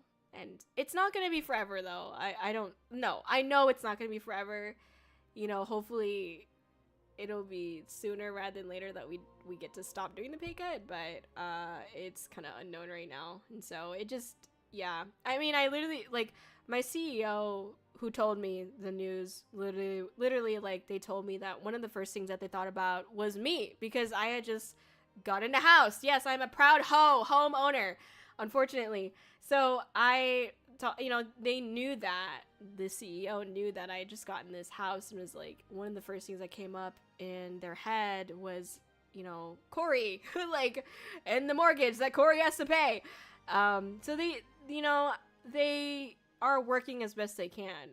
Originally, the pay cut was a massive percentage, and now it's like not gonna be that way because of the CEO stepping in. But it does really suck to have all this happen at the same time, for sure. Anyway, no, I know, Cosmic, it's literally it. Oh my gosh, welcome Yudachi, thank you for being here. Sometimes all you can do is laugh. True. Sometimes no one is a bad guy. That's also true. Yeah, it's a coping mechanism. Exactly. VTubing, creating experiences you never get anywhere else for good and ill. I know, right? Freaking literally creating garbage. Literally and non-literally, because it's your name. But anyway. I know it's been shitty and I know it's been exhausting. Please know myself and us are all so proud of you for putting your all into it. We always have our support, Kōri. Thank you, Kazuman Evan. I appreciate that. I'm sorry that you had to go through all these negative events. We will always support you in the best of times and the worst of times. Thank you, Sailing. People understand if you're straight with them. That's what you think. And then you actually, you know, do it. And then they twist the things that you're saying. Somehow they hang on a particular word. That's kind of what bullies do, is they hang on a particular word. And that, yeah. They just abuse that. So, can't wait for July, man. Anime Expo, true. Please direct anyone who says or acts like that to you, to me. Let Mom handle him. Aw, thank you, Goat Mom. I appreciate that. I agree with Goat Mom. Thank you, Sailing. It's understandable. Thank you, Vaughn. Thank you. Give them the chancla is real. Hell yeah. Let's see. Can't stay long. I'm stuck at work. I don't have all the context, but I'm so proud of you, Kōri. You're truly one of the most kindest and hardworking people I have ever met. It's crushing to hear some of the struggles you went through. It's not fair to you and your time personally and on a business standpoint too. I hope you feel some relief now that this wave is off your shoulders. I'm sending you a virtual hug during this time. Have a great rest of your stream. Thank you, Zio, and thank you for the resubscribe as well. Thank you. I appreciate it. Those cracks are going to mend with gold. Thank you, Go Mom. Thank you for saying that. I hope so. I mean, mend it with gold. Mend it with fucking Taco Bell hot sauce. I don't care. Just fucking fix it. Universe, fix it, okay? I don't care if it's freaking cheese, because I'm lactose intolerant. Just fucking put it in the glass and mend the glass together, so that way I can be fine. Anyway. Thank you for sharing with us. Love you, great. Thank you, Kazoo Man. And I'm looking forward to seeing Good Off Guy. Sending the BBB love. Let's go, Carrie! Thank you. I appreciate it. Thank you. Thank you as always for being transparent with us. Of course. I mean, I feel weird doing it because part of me was like, I don't want to bring more like sad shit to the fucking stream. I just want to like be Kōri and be happy and just, you know, enjoy what I do. And it's like, nah, I gotta fucking talk about this. My comment is, whatever you need, time, space, goat anecdotes, I'm here for you, and so is Stockfather. Thank you. Thank you, Go Mom. I appreciate that. Thank you. You're hardworking and you did your best. I hope you get paid eventually and get lots of rest. Thank you. And that rhymed. BBB rhyme. Am I right? Anyway, the fact that you didn't go after more than what was owed is respectable. If you can't laugh at yourself, then you lose at life. If you're any angry as a Latina, then stay away, chat. Right. Would you ever think of pursuing this again? Would I ever think of pursuing this again? Let me answer that question that Twitchmon asked. I would, but I think I would be a little bit more harsh with my original contracts. I was like, my original contract didn't have certain things that I felt like was going to protect me, which is why I did the addendum. And again, which is why I said, MKR, if you can't do this, just like bow out now. It's fine. You know, so I think if I were to do this again, the legal contract would be a lot more full. Let me put it that way. So that's that, really. But I'm open to it. I don't know if I'm going to pursue this right now, like actively pursue it and look for it. No, I'm not going to do that right now. And I don't really know if I will actively pursue it in the future, but if an opportunity comes my way, then I will. I just think that the motorsports industry is still very niche, and unfortunately, you would think it's not, but, you know, it's actually a little bit niche, and it's also very peculiar and traditional, and I just don't know. I don't think we have a space there, basically, and so unless an opportunity came my way, I would not be pursuing it actively, but I'm open to it, basically. I'm always open to opportunities. I just... you know, I would want to do more to protect myself again, for sure. So, and I at least have this experience to lean on. Be like, if anyone was like, why are you adding this to the contract? I'll be like, listen, I had this really terrible experience and don't fucking talk to me about it. Anyway, I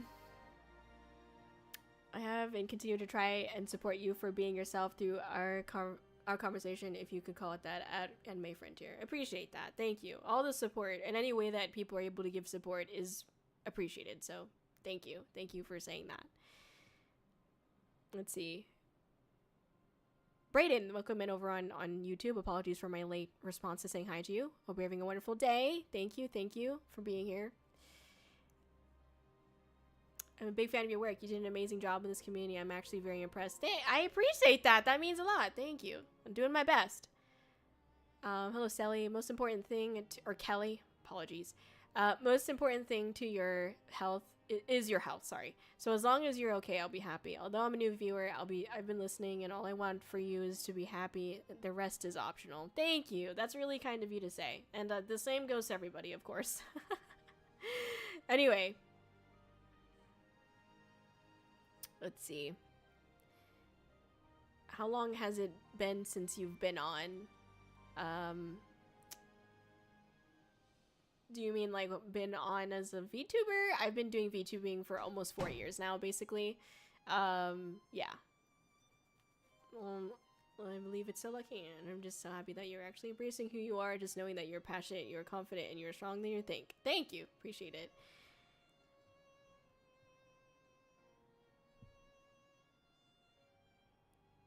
will appreciate you telling the truth for us, and we can support you in any way we can. And besides, you got so many potentials within you. You're lucky. You are so lucky and grateful. Well, it's congratulations is very good. It's very ideal. It's the same way for us and the same way for me too. It's really good at being independent, right? Thank you. It's important to be independent for sure. Thank you for saying that, Brayden. It really is like a series of unfortunate events. Like, please, a break, just one moment to breathe, please. I know, yeah. Yeah, exactly. Let's see. I agree with Go Mom. Sorry, I just got back from feeding animals and freeing stupid chickens, but Go Mom filled me in. Thank you. Got it. Kōri, in the month and a half I've been in this community, I want to say you're the most hardworking and kind-hearted person I've seen. It sucks that you experienced so many unfortunate events. We as a community will always have your back. Thank you. I appreciate that. Thank you. You deserve a break from the shenanigans for sure. Yeah, you shenan once, you shenan again. You know what I mean? Anyway. If only they were already our two shenanigans. I'm saying, oh my god. Anyway. The concert is the thing that stands out most about you in my mind. That's just incredible to me still. No matter how strong your walls against hate or erosion is still a thing. Don't feel bad for having to take time off to shore those walls up and do repairs. Maintenance is important for anything that gets built. Agree. True. Respect. Snap, snap. Exactly. Thank you for saying that. I think you said it best. When you're the one taking the risk, putting in the work, and breaking boundaries in an industry that seems to feed the same mouths, things are bound to unravel. Ooh! Spittin'! He's spittin'! Bars! Anyway. Thanks for championing a path never traveled and bringing your community along for the journey. Thank you for saying that, Pack. That's very nice of you. Also, this is bags of the bracelet stuff, the friendship bracelets that I'm making. Anyway, afternoon chat. What's up, Pokiaki? Apologies, we were talking about some serious stuff, but I hope you're doing good and having a wonderful night, day and night. Hope you're having a wonderful one. There you go. Taco Bell is the goal of happy life. True. Good luck, Zio. Thank you for stopping by again. You know what they say, when one door closes, another one opens. We'll see. I mean, I do know that at the very least I will be able to focus on a better path for myself. And so that's a window of hope. Anyway, I feel like the theme for Kōri is passion. This is a passionate community following someone who is enthusiastic and opportunistic and determined and passionate about everything she does. Ah, thank you. I try to be. Anyway, passion is very contagious within a community, Shogun. Truth. Snap, snap. Real. Exactly. Just keep your eyes open, Kōri. I'm sure you'll have a better thing will come your way. The road to success is paved with failure, sadly, but if you can brave the storm, you'll find something better. I'm sure of it. For sure. Yeah. I think the thing that is frustrating is that the opportunities that have come my way have purely been because I have created it, just like the Vegas concert. I was like so tired of not ever getting an opportunity to perform anywhere. So I was like, you know what? I'm just going to do it myself. And so that's what I did. Organize an entire fucking Vegas concert to do that myself. Wow. Regret. No, I'm just kidding. Anyway, that's it. That's what I wanted to tell you guys. That's the update. And thank you for understanding. Thank you for understanding. And being cooperative through this time. And there you go. I would say I completely understand your pain. I, however, have lost an uncle suddenly, but it hurt that I couldn't see him before when I wanted to head down to see my extended family. Happened to be the third one in the row. Father, grandpa one, mother, grandpa the next, then my mother's brother-in-law. Either way, I understand your loss and your reasons for being silent. Well, on the contrary, I don't think that I've been necessarily silent. I do think that I've been taking a step back so that way I can take care of myself. But I have very clearly communicated these things and what's going on with me to the community. And despite me going through these things, I took my break and I've been back creating content and working on things. I mean, we had a collab last week. And I still streamed last week as well. I'm streaming today, although it's not the most funnest stream. But I'm here, and hopefully you know, want to be here tomorrow. Definitely gonna be here, you know, this weekend for Offkai to show up and be Kōri. And that's what I would like to do once this stream is over, is just to, when I am able to, when I feel good enough to, I want to show up and be Kōri. So that's just my goal at this point. At this point, that's all that my goal is for the next, you know, I don't know how many days or months or weeks. Like, I just want to try to be happy as Kōri here. And not saying that I haven't been, but I think it's just been a little bit of an extra, like, mind challenge because of the shit that I've been going through behind the scenes. So yeah. Any Kōri stream is a good stream. Change my mind. Heck yeah, Shogun. Don't encourage that, Sailor. No. I don't know, man. That Elden Ring with chat. That was kind of crazy. That kind of sucked. No, okay, it didn't suck. I think what made it worth it was literally seeing Shogun's character underneath all of that fucking armor, and it was just like the brightest, vibrantest of fucking neon green mixed with hot pink body hair. Just wow. Just wow. We love you, Kōri. Please stay safe and remember that you are a person first. Go out and experience life as a person, not just Kōri. Yeah, no, you're absolutely right. Max Dan, like, I think that's definitely, that's what I've also realized in the last couple of months, and I was like, man, I'm not treating Kōri-Oujo as a hobby, and I really should. I really should start doing that, because it's just not worthwhile. But anyway, see, Elden Ring with chat was only bad because I was part of it. Every other part was awesome. No, that's not true. That's not true. I was joking. Damn it. Take the joke. Happy streams, I recommend ice cream or frozen yogurt or ices or whatever the shaved ice with flavored syrup is called. It's called shaved ice. I may just want sweets. However, take this advice with a grain of salt. Does salt go with ice cream? I wonder. There is salt ice cream, like sea salt ice cream and shit. Remember, like in fucking Kingdom Hearts or whatever, they have that. Isn't the ice cream they have like sea salt ice cream or some shit? I don't fucking know, man. I thought that was a thing though, and I didn't play Kingdom Hearts, by the way. Please don't look at me like that. But yeah.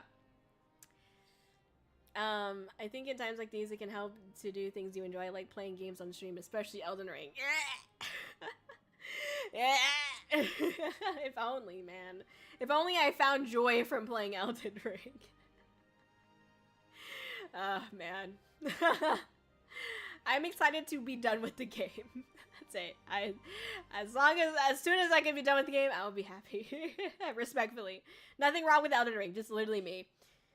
Salted caramel ice cream, that's true. Sea salt ice cream, yes. Ah, what? Sea salt ice cream is real? It is real, yeah. It's good. Sea salt ice cream, yep. Heck yeah, we make it every so often. There you go, there you go. On to your next Souls game, yeah. Oh my, there is. It does exist, yep. I've actually had it before, and I don't remember it at all, but I did have it. Was my character beautiful? I think the hair on the thighs and the mustache was the selling point. You know, yeah, for sure. No, thank you. I fucking hate Kingdom Hearts. What? Wait, do you really, Shogun? Wait, I can't tell you if you're making a joke or not, but do you actually? I've had that realization. I'm trying new foods and taking myself out to new places. Shoot. I even got a deep tissue massage for next week. The small things in life is what makes it worthwhile. So real. So fucking real. Yeah. I get that. Hardcore. I mean, I do have some stuff planned for July where I am, like, actually taking a break, where I'm not working on anything at all for VTubing. Like, I literally will be gone. So, I'm looking forward to that, because I haven't had one of those for, like, a while. Oh, I guess technically I was kind of, like, doing that when I was taking a step back from stream, like, 2 weeks ago, but, like, truly away from my computer, yeah, it's been, like, 2 years. Kōri, new game series to play. No, not a joke. Not reverse psychology. I hate Kingdom Hearts for many reasons. All right. Wait, can I hear some of those reasons? Like, what are your top reasons? Are you willing to share? Because I would like to hear it. Just curious. Hey, I'm sure someone out there likes characters with hair on their thighs. You know, if there's a will, there's a way. If it exists, there's a market for it. You know what I mean? I'm gonna miss you. Ah, thank you, Carrie. I appreciate that. I'll miss y'all too. Somewhat. No, I'm not. I'm not gonna miss you guys. I'm gonna be like, yeah, burn it! Just kidding. Oh man. I love Kingdom Hearts. Oh, Twitchmon out here in love with Kingdom Hearts. I know some other people got, like, you know, Kingdom Hearts toilet cover. So I've never played Kingdom Hearts, but Hikaru Utada's songs for the games are amazing. Real. Oh man, my partner and Shogun are gonna battle! Uh-oh. Final Fantasy 2, but at least the OG one remake, Japan's one, not USA's one on the Game Boy Advance, is the only decent one. Okay, wait, no, give me the reason. I'm not talking about Final Fantasy, bro. I'm talking about Kingdom Hearts. Can you give me, like, a few reasons why you don't like Kingdom Hearts? I want to know, Shogun. Like, I genuinely do. I'm not like fucking jesting with you right now. I actually want to know. So I'm gonna be real.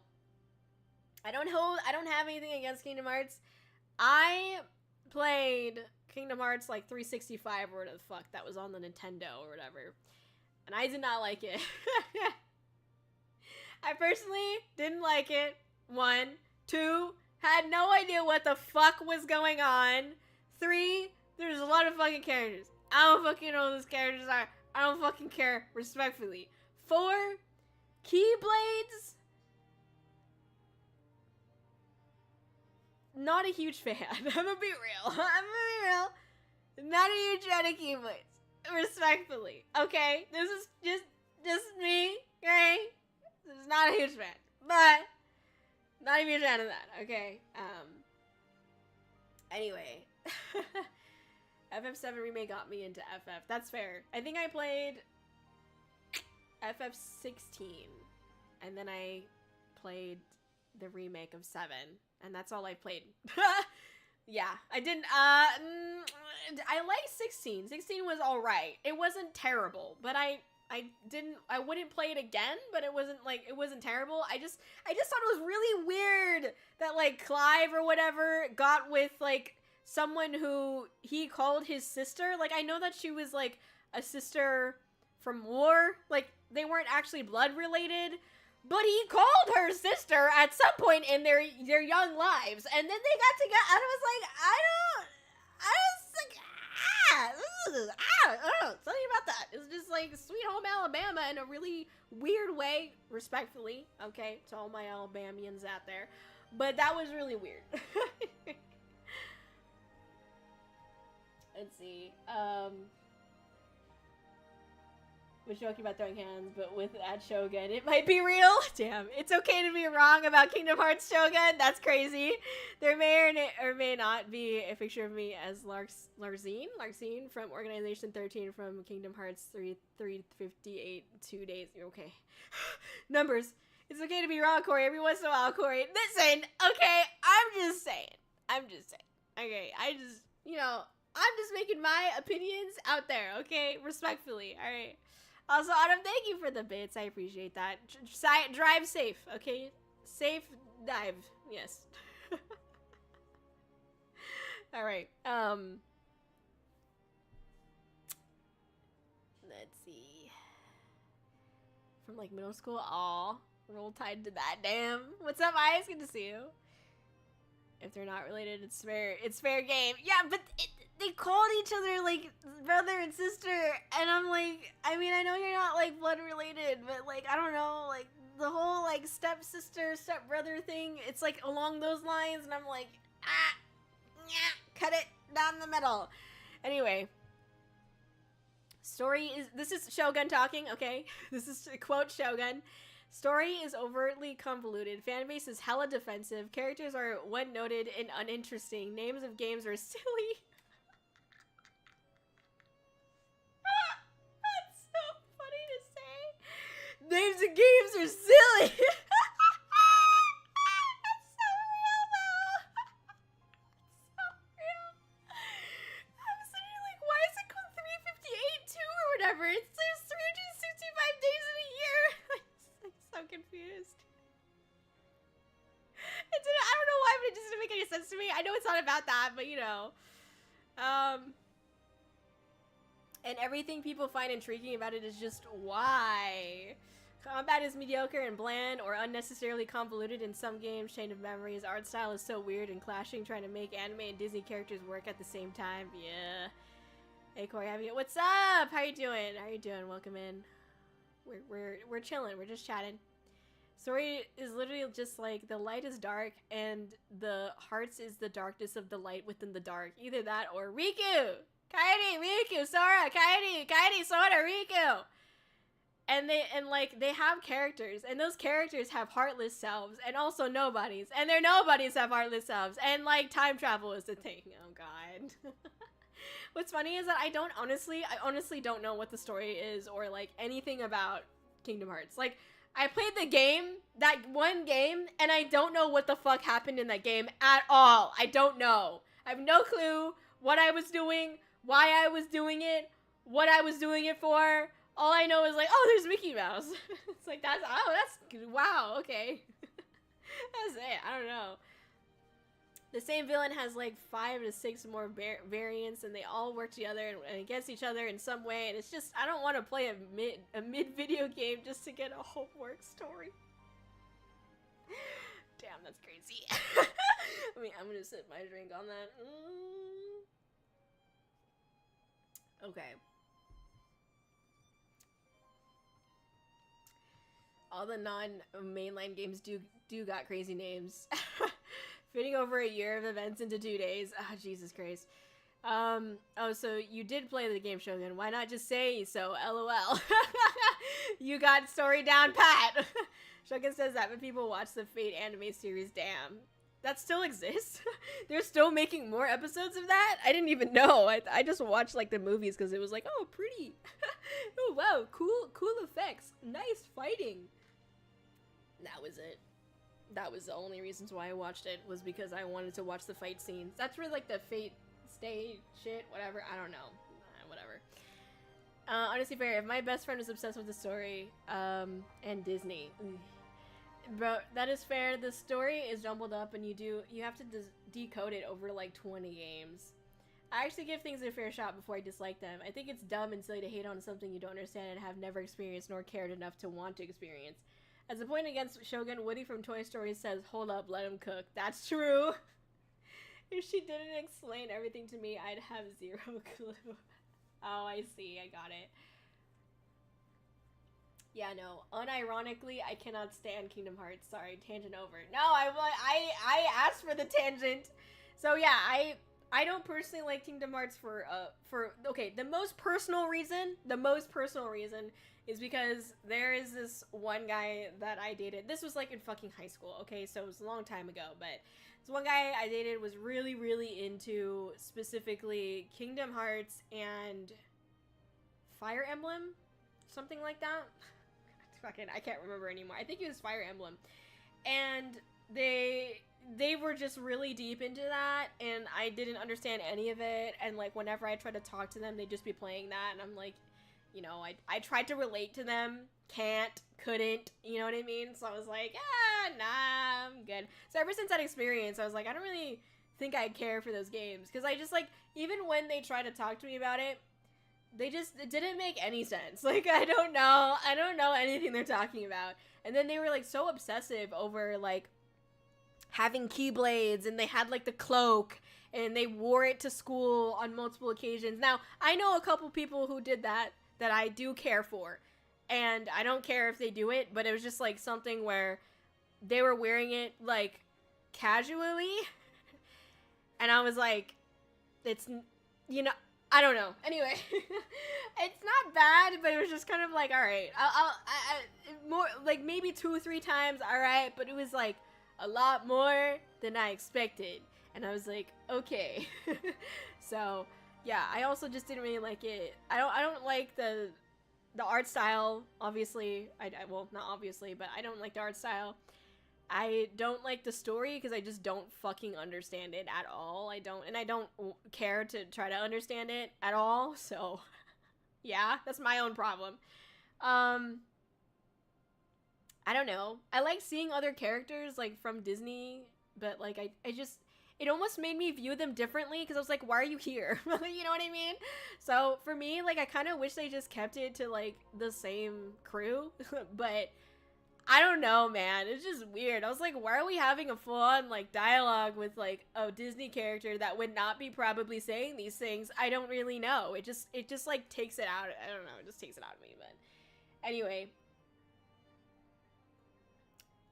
Thank you for the hydrate, Jazzy Wolf. I appreciate that. Let me see. Get that hydrate.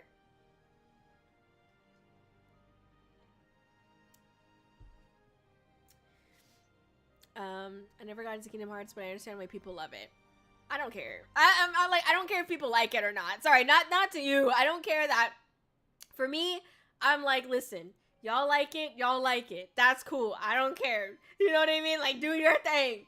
But if people start trying to talk to me about it, I'm gonna be like, I don't know, man. I just work here. You know what I mean? I care that you didn't get into it and that you understand why people love it. Okay, let me make that clear. I didn't want to make it seem like I don't care about what you're saying. Sorry. I came out like way too wrong. All right. The newest game was a letdown for real. Waited like 15 years for a game that was only like 8 hours long. Heard it here first. Kōri hates Yifu cosplay Kingdom Hearts. Damn. Trying to bring out the Kingdom Hearts cosplay now. Unequipped keyblade. Damn. Puts cloak back in closet sailing. Come on now. One of my favorite moments was when Jack Sparrow shot a man dead in cold blood in front of Donald and Goofy. Damn. Okay. Dual wield keyblades. Damn it. Please. Like, don't get me wrong, I don't hate convoluted stories. Nier has a pretty complex story, Elden Ring has a very vague and interconnected story, and convoluted isn't inherently bad. But dude, while good convoluted stories take the effort to follow, you can still follow them if you're willing to make the effort to connect the dots, right?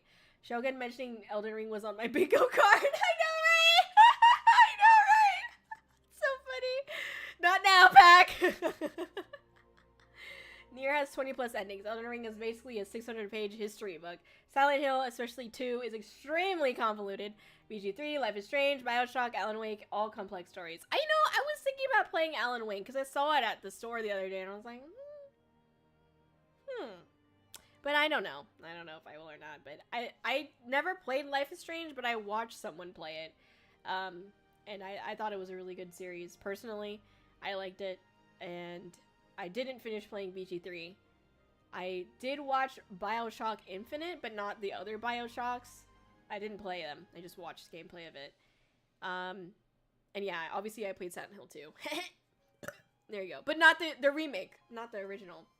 Excuse me, because that kind of sucks that I don't get to play the original. I kind of wanted to play the original, but looks like I'm not. So anyway, emulator, not doing it. Regardless.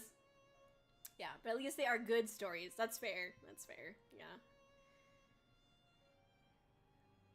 Life is Strange enough for me, so I never played it. That's fair. That's also fair. Oh my gosh. By the way, Shogun, I've been playing a little bit more of Elden Ring, and I will say, I got to a point in the game, in the mountaintops of the giants, where I saw something. I saw a scene. I'd show it to you, but I don't know if I want to get it out right now. But I saw this scene, I was like, okay, this has somewhat sold the game to me. Not like I love it. I don't love the game, okay? It's not a Kōri-Oujo game. Let me put it that way. But I saw that scene and I was like, "Oh, this is actually really fucking cool." But it took me until the end of the game. It took me until the end of the fucking game for me to be like, "Oh, this is a cool game." I still am struggling. I'm still struggling to like enjoy it, by the way, but yeah. Ayo, yeah.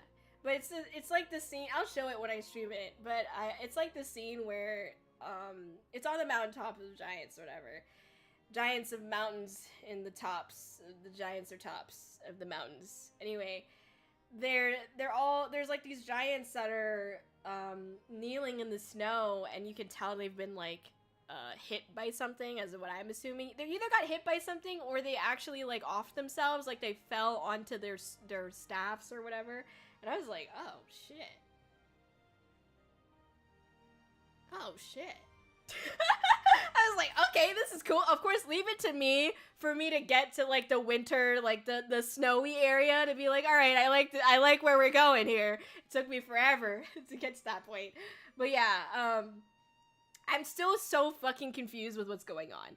Let me tell you where I'm at, by the way. Like, okay, so I want to go down a fucking rabbit hole, but we're talking about games. We're talking about gaming. All right. Okay, so this was my original thoughts on the game, like as far as like what was going on in the story. So when I first started playing the game, since like, you know, we had Melina, who was like, I offer you an Accord, and I was like, a Honda Accord? Not a Honda Accord, by the way. So I was like, I thought maybe this was gonna be some weird story, not weird, but like an interesting story about like, and this is not trying to be controversial, but literally just like some kind of allegory or something like that about like gender, like, you know, in this world it seemed, and this is just my first take, obviously this isn't what actually is happening, but I'd initially thought like maybe this was about like women, people who identified as women being like in power and like symbolizing something with that. And then, but obviously your character, it can be women or man, so it doesn't really like matter in that sense either. So as time went on, obviously I realized that's like not actually what the fucking game's about by any means. Again, I was just speculating off of the first like 2 hours I played of the game. So then, as I kept playing the game, you know, obviously you go through like these different areas, and I'm like, okay, like they're pretty, but I was trying to figure out why we had this particular level. Like, I you know, obviously we're thinking about, you know, the world and narrative shit. You're like, why though? Why are we being shown this, you know? And so I was trying to piece that together. Couldn't for the fucking life of me piece that shit together, okay? So I get through Lernia or whatever the fucking lakes and shit. I fucking kill Renala, but don't actually kill her, by the way. She's still fucking alive. I don't know, man. I'm so confused. Anyway, deal with her, right? Kill the fucking Godric and his 20 fucking arms and a dragon head. I was like, bro, why are you doing that? Sit down, man. Anyway, so then do that, whatever, right? I think as we're starting to get to like Altus, unironically, I fucking died so many times in Altus for a multitude of reasons.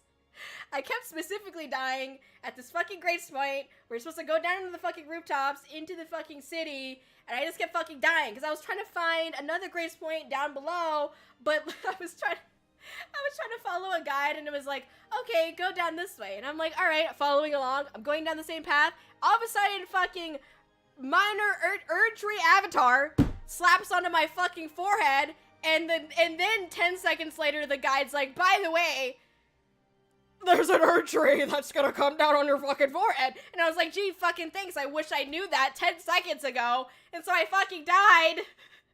I lost all my runes. I was like, fuck you, man! Ah! Why am I playing this game? That's so stupid! Anyway, so then I finally got the fucking race fight. Regardless, I died a lot in Altus Plateau. However, I do really like the Altus Plateau, like, area. Like, the Kingdom, Lindell, like, I really liked that area overall. I think that's, like, my favorite area, surprisingly, not the mountaintops of Giants, but at least not so far. I'm not done going through it, but, because I feel like that's where it started to click for me, where I was like, there's some fucked up shit. There's some fucky ass shit, fucky-wucky shit going on here. And it's because, like, you go through the royal capital or whatever, and it's crazy because, like, just, like, a couple jumps down, you know, you'll see the rest, like, the commoner area is what I assumed it to be.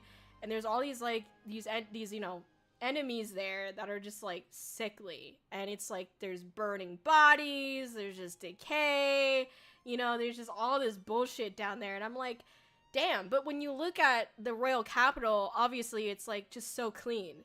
But the eerie part of it was that it was empty.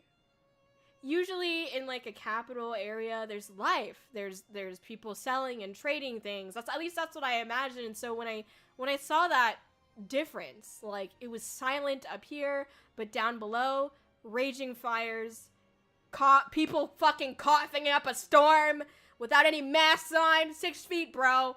You know, like crazy, man. Like to see that difference. And I was like, this is showing me something. And then, you know, we fight Margit or whatever, who I thought was Margot. And I was like, didn't I fucking kill you already? And he's like, oh, look, my stick's cooler. And I'm like, fuck your stick, bro. Anyway, offed him. Bye-bye. And then you go underneath the Erd tree and you see, like, the water under the Erd tree is, like, fucking white. And I remembered, as I was fighting NPCs before then, certain ones, when I struck them, they were fucking coming out of their, like, tits and their chest and shit. So I was like, that's not cum. That's Erd tree cum. Sorry.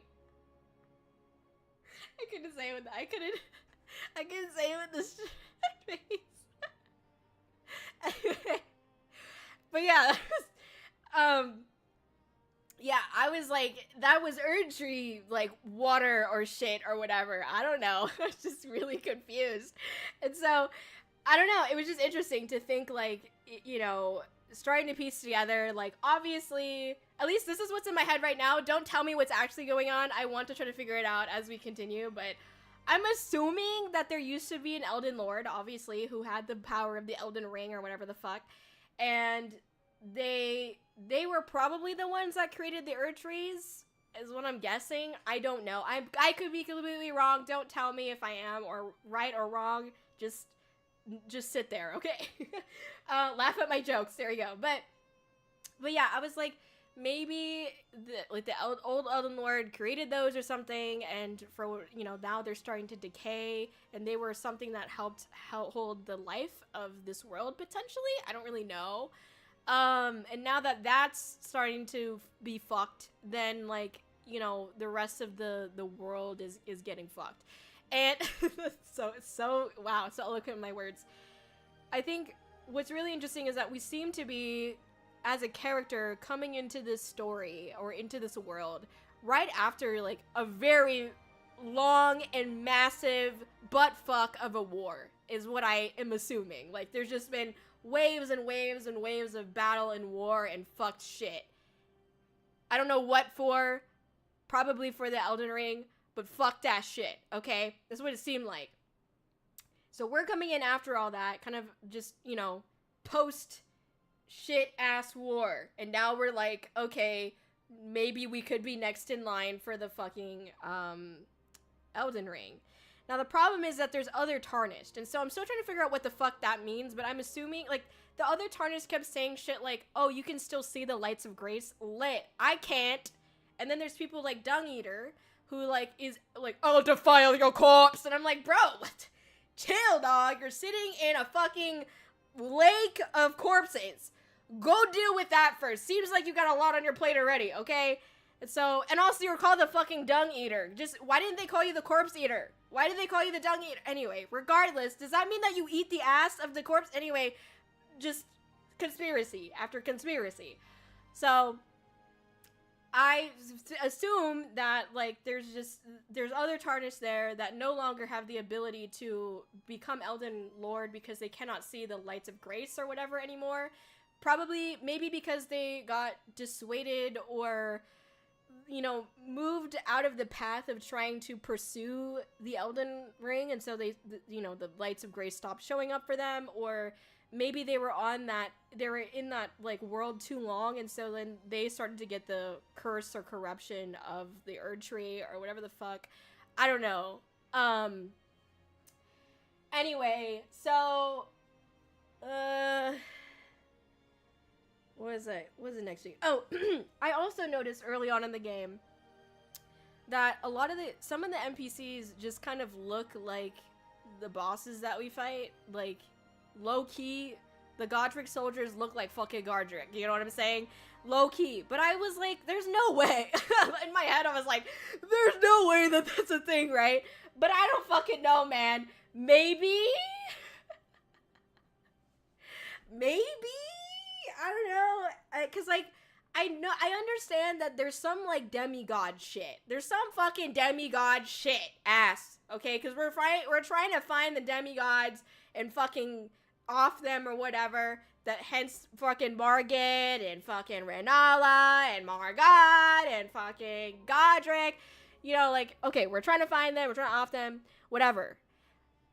But I'm just, like, confused. Because I'm, like, you know, when I saw Renala's boss fight, I was like, this feels so out of place, like, you know, at least to me, because her boss fight was specifically like, you have to kill her like mini-me's, because they all looked the same, and they all low-key looked like her, but like a younger version of her, and they were not able to walk. And so I'm like, are these her children? But like her? And obviously she was about like, oh, you will be reborn in this embryo egg and I'm gonna shit out. And so I'm like, okay, is this about, is she is a demigod and now there are other little, they're baby demigods, demi-babies? And that's what that is? And maybe like the Godric soldiers or like, I don't know, the other NPC fighter soldiers and shit, they are also just like somehow failed versions of the demigods. I don't fucking know. So I'm just like, this is so weird. Why can't you just like more directly tell me what the fuck is going on in this goddamn story? Jesus. Anyway, then we fucking fight Rykard. By the way, Rykard, is that the name of the fucking serpent guy? Funny, whoever the voice actor is for Rykard, W, okay? Fucking W, alright? I fucking love their voice. They're so, I want them to voice Kōri. Like, that's what I want. Yeah.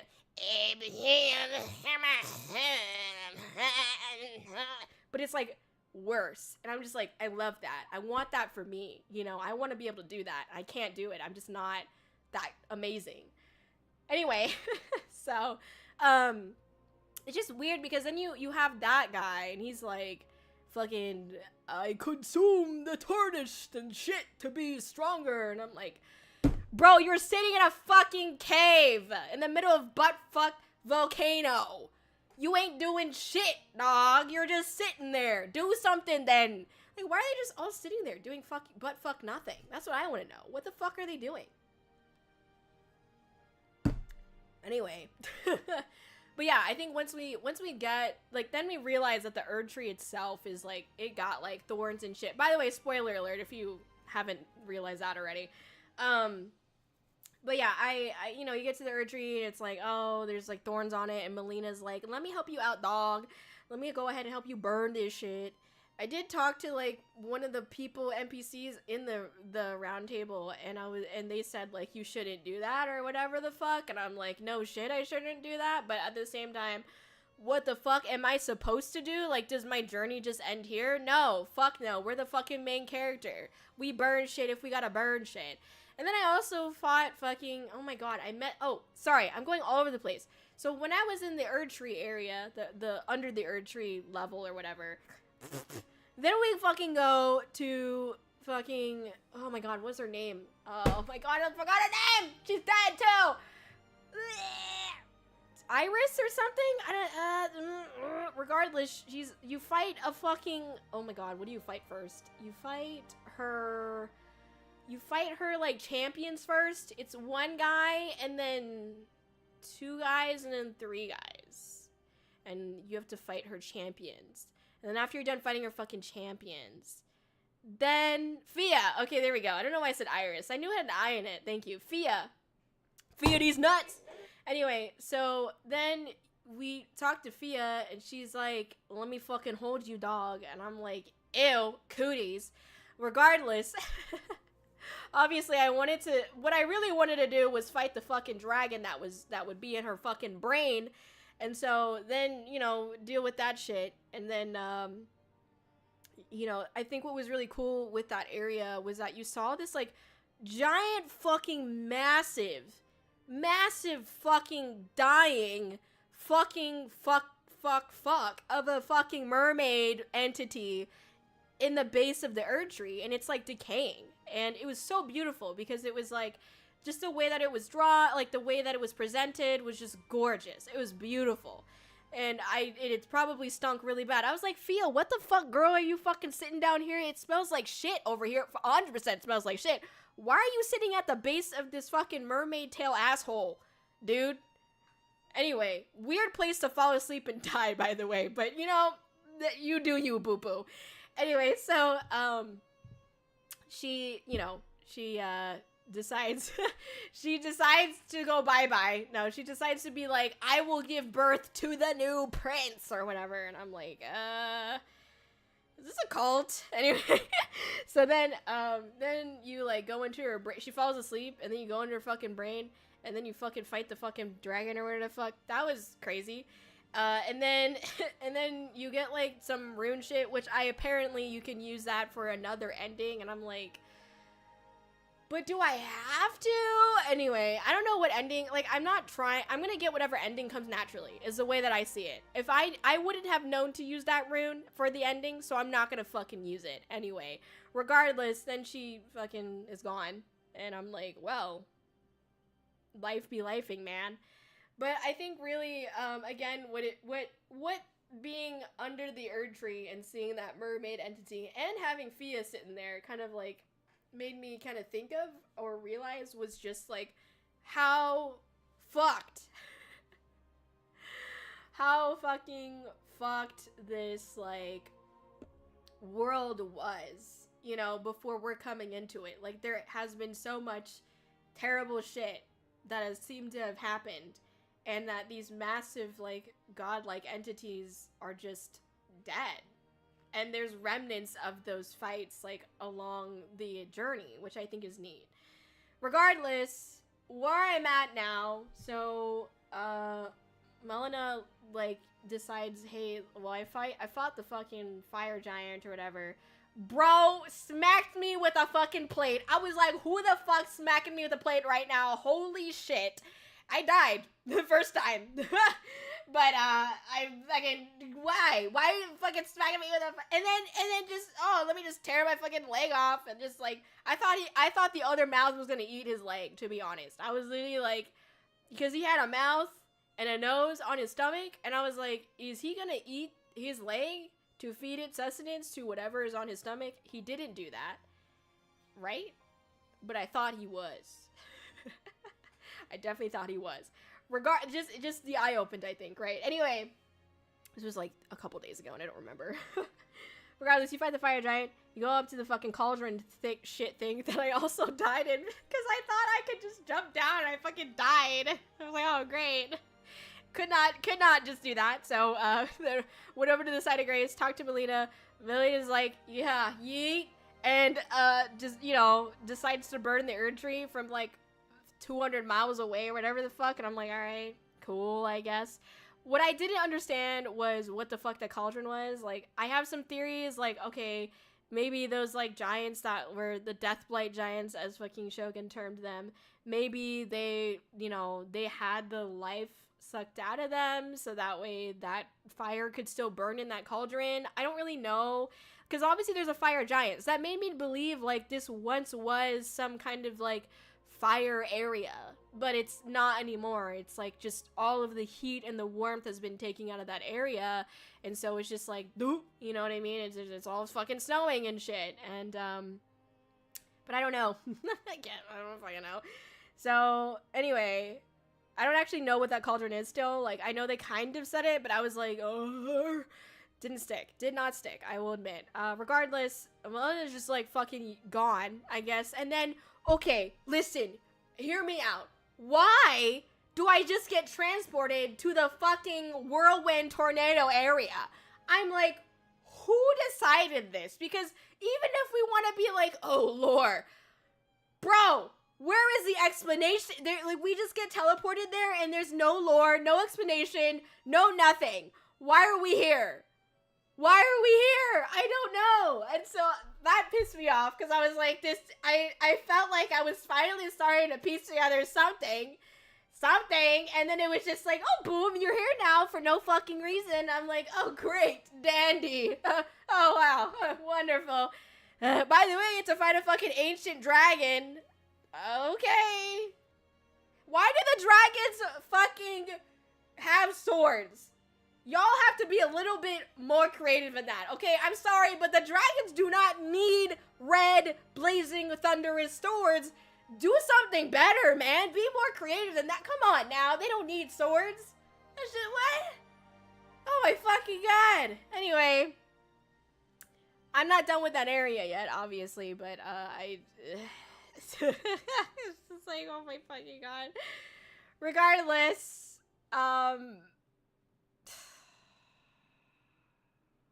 that's how I feel. That's how I feel with my experience right now. That's where we're at. I do think that there's so many cool aspects to the world. Oh, sorry. There's one last thing. Apologies. I forgot about this. So the other, like, kind of conspiracy I had was that, man, I'm trying to remember what I said to myself, because I talk to myself, obviously, because I'm crazy.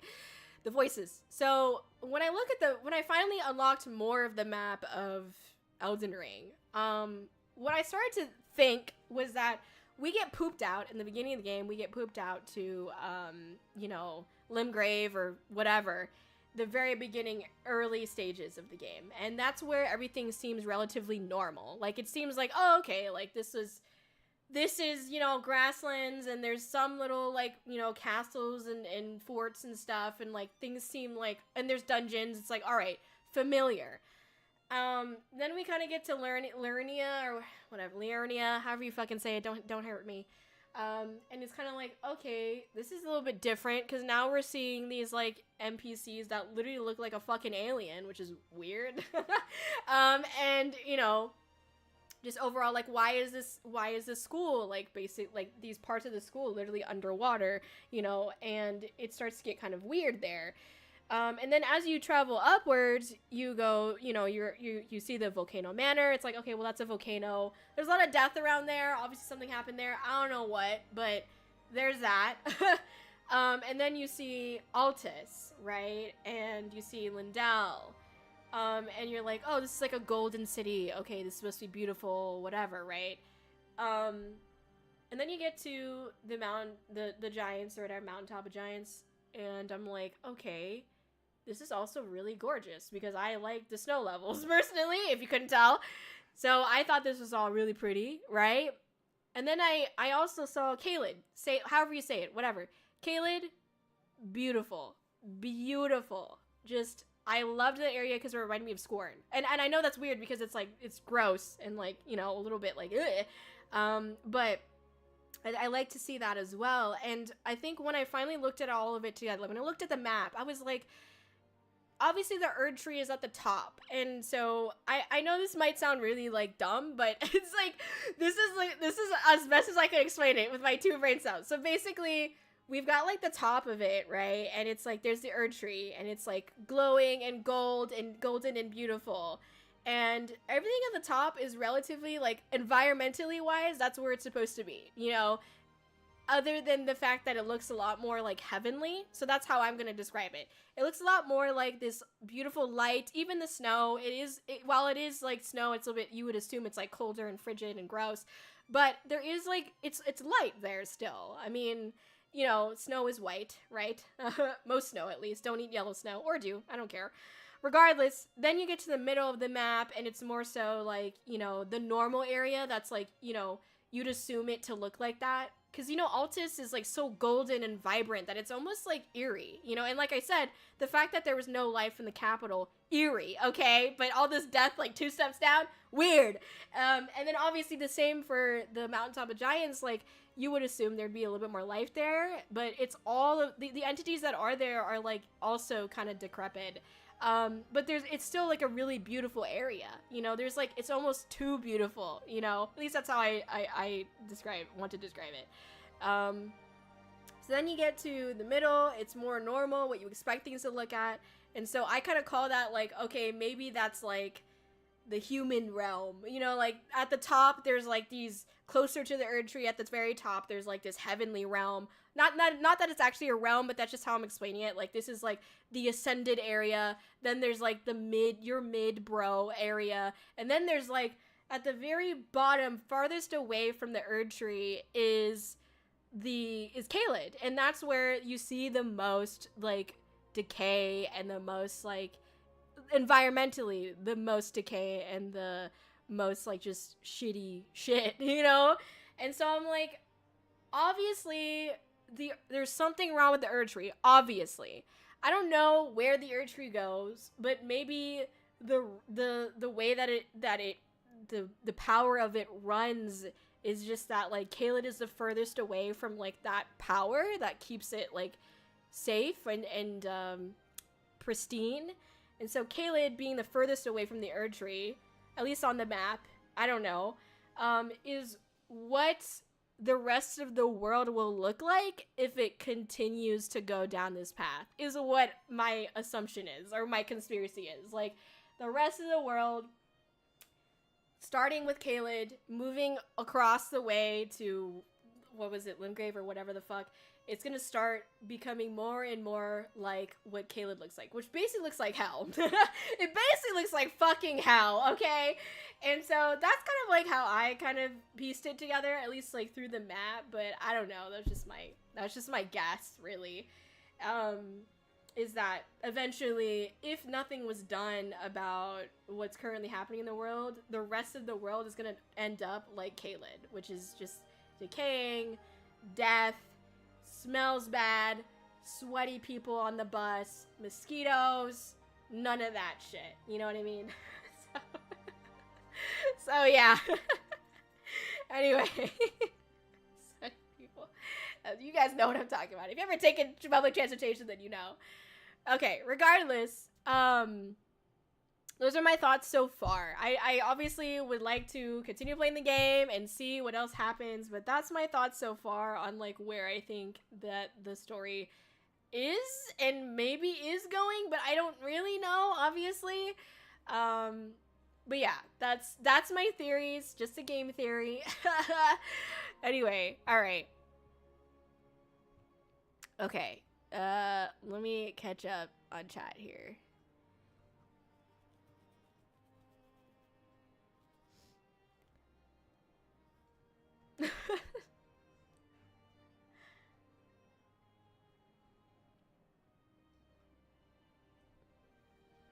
She's more of a Honda Civic kind of person. That's crazy.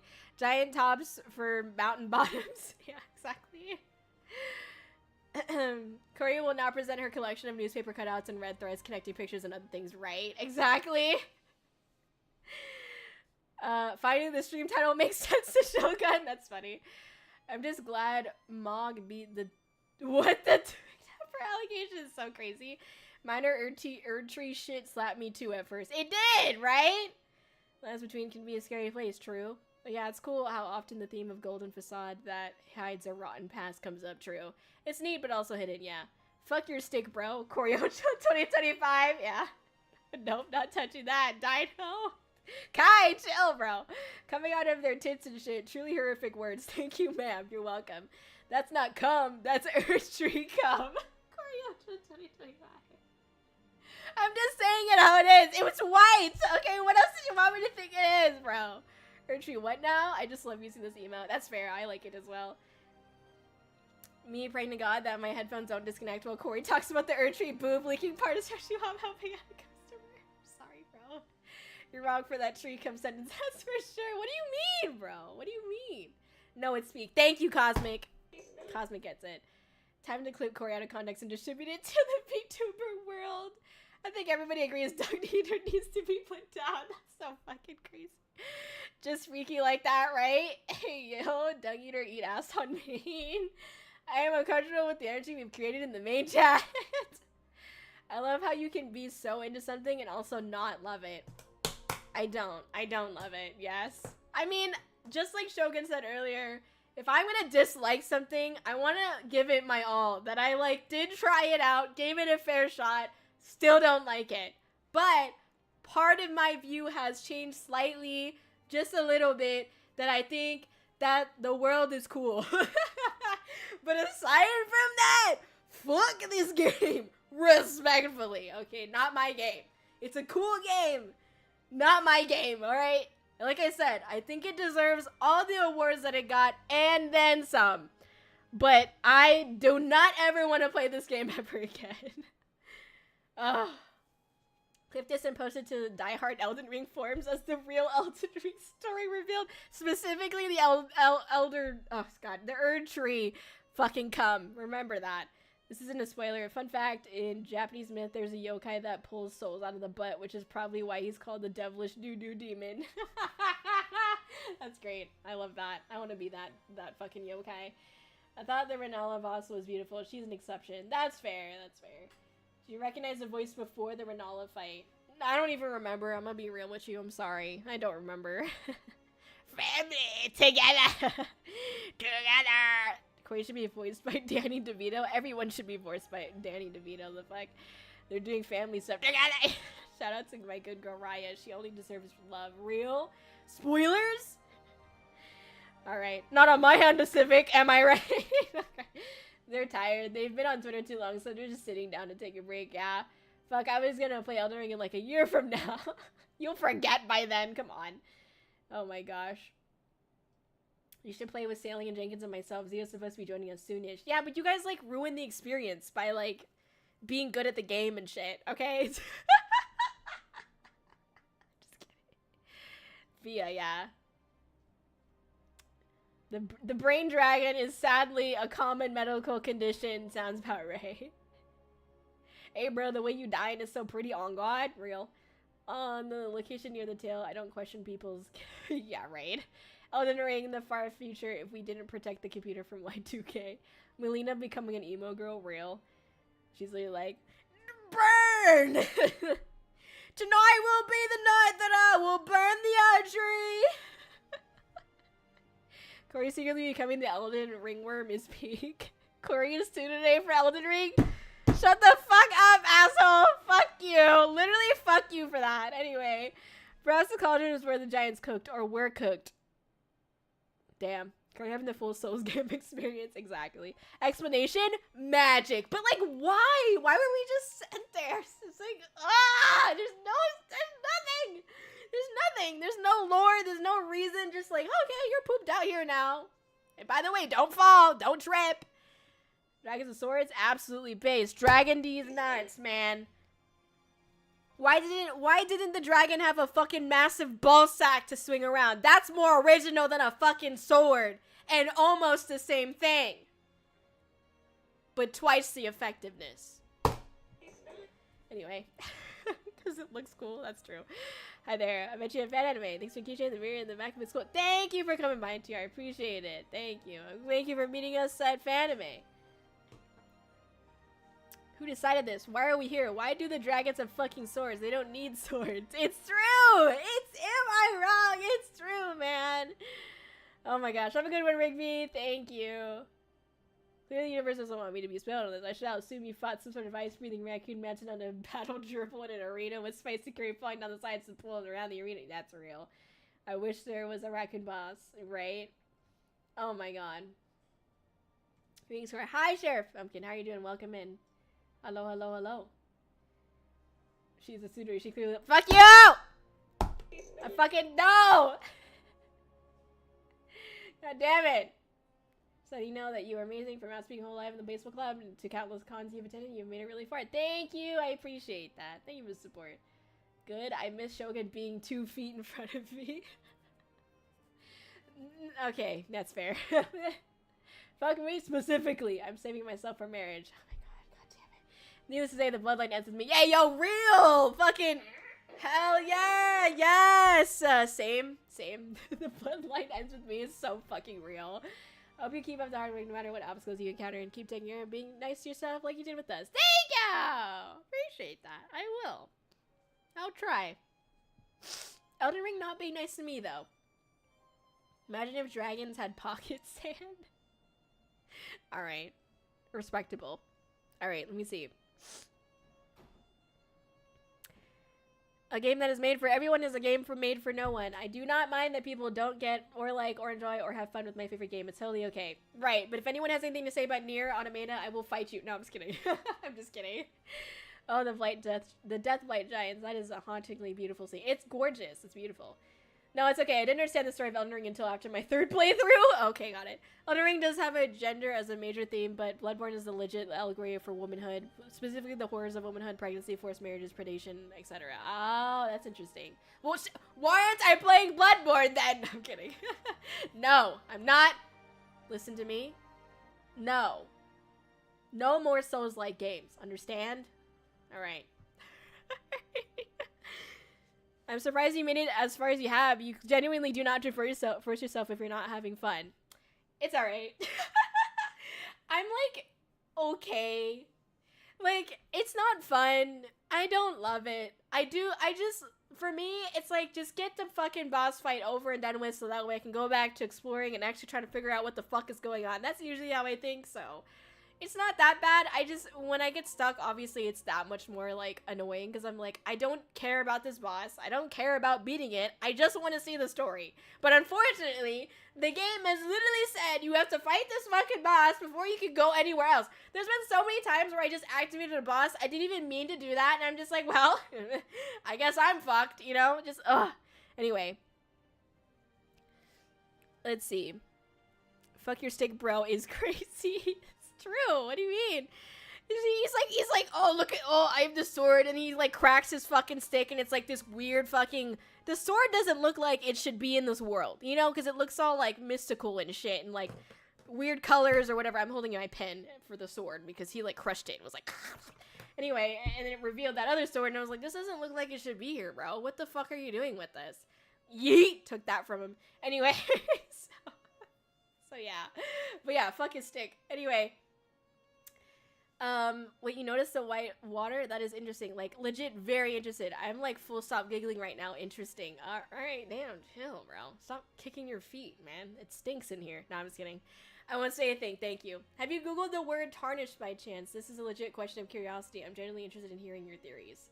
I haven't actually Googled that word. I just assumed I knew what it meant. But let me look it up because you have requested that of me, and now you're spoiling the entire story. No, I'm just kidding. Tarnished can refer to something physically losing its shine or luster, like tarnished silver. It can also describe someone or something that has had their reputation or good name damaged or stained. In the context of fucking Elden Ring, tarnished are individuals who have been banished from the lands between and are now returning to seek the Elden Ring. Well, thanks. Now you just fucking spoiled shit for me. Appreciate that. No, I'm just kidding. Okay, so lands between... Dude, what the fuck? The only fucking lands between I care about are the lands before time, alright? Regardless. It's whatever. Renala feels out of place to you. I'm legit smiling so wide to myself right now. After your facts that you gave Shogun, I agree. Alright. You start to see the pieces too, Sailing. Record is awesome. You ain't serpents and our family together. Yeah, it's true. I'm gonna need you to say that in VC sometime, Shogun. True. I'm dropping 0 spoilers. No, you don't have to. Only one ending forces itself if you do the quest line for it. Alright, good. I also jumped into the cauldron and died. I thought it was progress. Yeah, right? Because there was like a split delay. Like, you jump in there and it's like a split delay and you die and you're like, there's a split delay before the you died screen. But it's like they all knew that we're gonna fucking fall in there and die, and they're like, got him. Like, that's what they fucking did, I swear. Ugh. This is legit the happiest I've ever been hearing you talk about Elden Ring. Side-eye. I hope you find unhappiness. No, I'm just kidding. I'm kidding. Alright, fine. I'm glad I can make you happy. Why do the dragons need swords? Why don't they need swords? Because they're cooler than fucking swords. That's why. They're fucking dragons. I'm gonna say this, and I'm gonna be dead ass honest with you. You have pieced together more of the story on your first playthrough than most people do on their first 5, and that is not an exaggeration. Snap, snap. I'm sorry. I'm just kidding. It's because I know I'm not gonna play this shit again. I'm like, I only got one chance to try to get something right, okay? That's all I have. You shockingly got so many of the names correct. Because I don't know why. I honestly don't. It's because of all the fucking the walkthroughs that I've had to fucking watch, probably. That's because Kōri is awesome like that. Aw, Sailing! See, at least Sailing's being nice about it. Shogun's like, I'm literally kicking my feet, giggling, listening to you talk about Elden Ring. Why don't you be like, oh, you're so cool, Kōri. Oh my god. I'm just kidding. I'm kidding. Her degree is showing for real. I swear to God, Shogun, you talk about my degree more than my parents do. Why do you talk about my degree so much? And usually it's to talk shit about it. This is the first time you said something nice about it. I'm just kidding. I won't say what you said in specific fits these percentages, but I will say you got one thing 40% right, one thing 65% right, and literally everything else like 85 to 90% right. Okay. Yeah, don't tell me anything. Legit, for sure, but yeah. You won't even play the game again with me? This is a joke, seriously.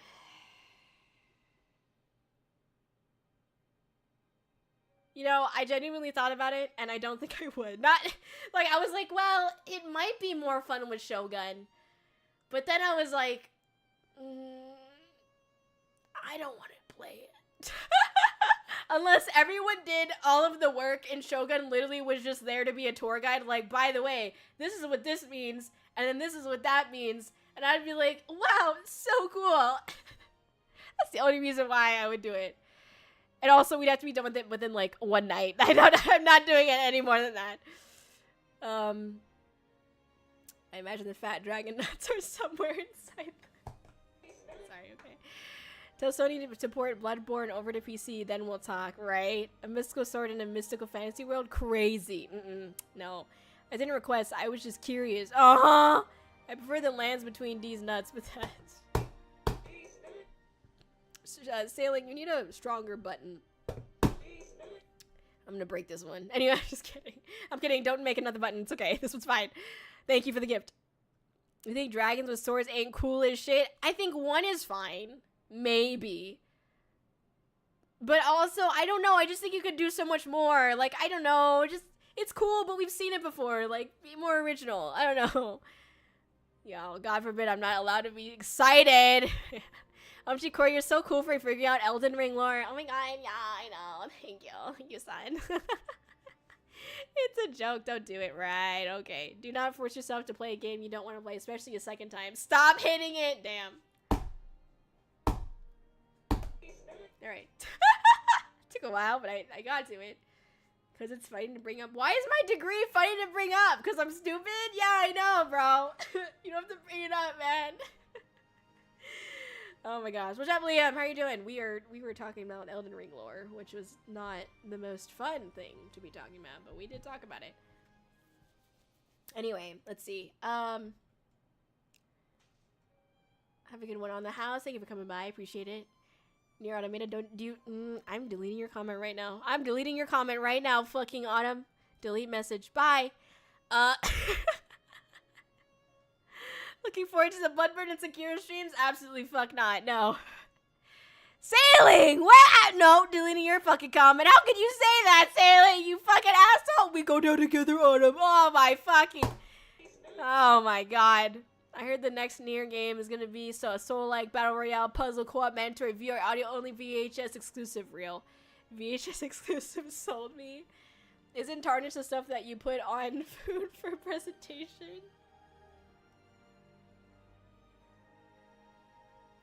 Yeah. No, it's the stuff you stain wood with. Yeah. No, I think it's the sauce they use for fish and chips.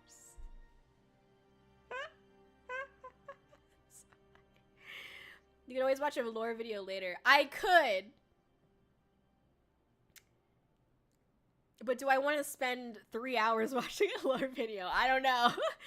Kōri's such a nerd, dude, with a degree and everything. God fucking damn it. Little Miss Degree over here. Look at her. She finished college. Ooh. Whatever, man. What the hell? So we're gonna talk about my fucking degree. Okay? God damn. I'd be game to help. Aw, thank you, Sailing. Split fiction collab win. Shut up, Autumn. You say fucking terrible, freaking diabolical shit like that. It's never gonna happen, bro. Right? Split fiction, more like split ass cheeks. Alright. Welcome in, Lunar. How you doing? Welcome in. Hope you're having a wonderful day, night. Thank you for being here. We're just chatting, talking about Elden Ring right now, unfortunately for me. Anyway. 3 hours. Oh, honey. Oh, I know it's more than that. All right. I know it's probably more than that. I don't want to think about it because I'm not doing it. All right. I don't want to know. I don't care. I care while I'm playing it. I am not currently playing it right now. And so I do not currently care. All right. All right. Haven't seen chat's full power yet. I won't bring the game up again. It's not my fault they just released it on PC. Oh, goddamn. Autumn, man. Oh, wait, you're talking about split ass cheeks? Alright. It's fair. That's fair. But if you're talking about the other one, disgusting, man. Fucking disgusting. Yeah, totally. Alright. I found a complete story of Elden Ring series. It has 5 episodes. Episode 1 is 12 hours. I encourage you to not care. Thank you. I will not care. I just want to piece together what I believe is the story and then be done with it. I think is like all that I want to do. Like, I'd like to come to a conclusion on like what I believe is the story and then just be done. Like, that's it. that's all I would like to do. So I think we're getting there for sure. So anyway, all right. There was something else I wanted to say. Hold on.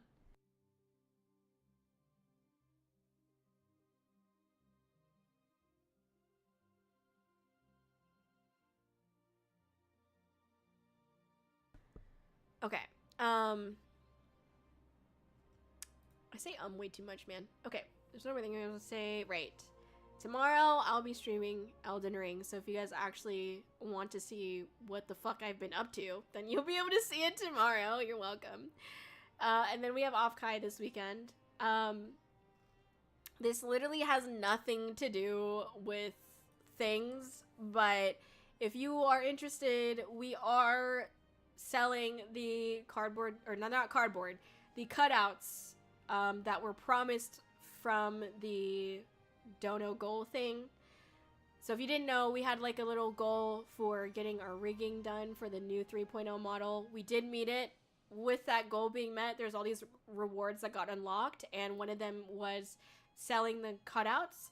So we have the gamer sub cutout, and we have the Kōri cutout as well. I have posted pictures of them, like the images that are used for the cutouts, and the prices and the dimensions, roughly the dimensions for them, in the Discord. They are under Dono goals. If you're interested in potentially buying it, what we're doing is we're having people react to the one that they want, and then we will do a raffle, randomly picking someone to be able to purchase it. So yeah, we're gonna close it probably next week on Wednesday, the 25th. So if you want to potentially purchase it, react to it, to be considered, to be entered into it. Again, it's on the Discord under Dono Goals if you would like to try to get it. So, yeah. I think that's all I wanted to say. I think that was it, but I just wanted to mention that. Alright. Let's see. What's this game about? It's about this. Okay, thank you. Alright. There you go. Oh my god. One of them is taller than me, so no thanks! Aww! My bad, bro. Kōri-Oujo cutout that silently judges you and steals your shaved ice. That is what's gonna happen. That is what's gonna happen. Yup. Just watch yourself while you're on the toilet after some Taco Bell. Yup, it's coming for you. Okay. Can confirm they do that is crazy, Sailing. Wow. Not my shaved ice. All right, real. Okay. Oh my god. Fucking fair. I'm so excited to see your progress. Thank you, Shogun. Thank you. I'm excited to share it. I'm excited to share with you the scene that like got me like, all right, this is a cool game. All right. I forgot Sailing has a cutout. Yeah, I know, huh? I know. It was a limited edition cutout that Shogun really wanted as well, but Shogun, Baogen Shogun did not get it. Sailing Colon did. The limited edition, super limited edition, once in a lifetime Kōri Isekai cutout, okay? Shogun didn't get it. Did not. Yaiko's cutout just watches me sleep. That's crazy. Oh my god, that's so crazy. Yeah, okay, thank you for reminding me. You're welcome. I'm just making sure you know. I'm just making sure that we were all on the same page, really. Anyway, I want to watch Token sleep. Literally fucking, I'm just imagining Autumn, like, being Edward, and then Shogun being Bella in the scenes where Edward's just, like, watching her sleep. That's what I'm just imagining right now. Shogun's wearing, like, the shirt and, like, the axe security and shit, and then the long Autumn face pin, and just, like, standing there. Why do I hear boss music? Right? I like to see it. Trying to steal my shaved ice slushies. Real. Bad down, boy. Please? What the fuck do you mean, please? Ew, bro. What the fuck? I will ban the streamer. I don't know how, but I will find a way. You've been saying that for like weeks, man. It's not gonna happen. Not gonna happen. No, I'm just messing around. I don't like that you're into it. Okay. Let's take the photo/video. Alright. Hey, like I said before, if you're ever in doubt when you have a sleep paralysis demon or an Edward Cullen in your fucking corner, when in doubt, Magooter boot. It'll be uncomfortable for them, and you'll win the battle. They'll leave because they'll be uncomfortable, okay? Anyway. Nah, I wear a silky nightgown, low V cut, exposed thigh. Shut up, Shogun! Literally, shut the heck up, man. Oh my freaking gosh. Please. Stop. You don't need to say that. Oh my god, I did not need that in my life right now. I'm just gonna tell you at this moment, in this time. I did not need that. Literally did not need that. Oh god. Ew. Terrible. Okay, hold on.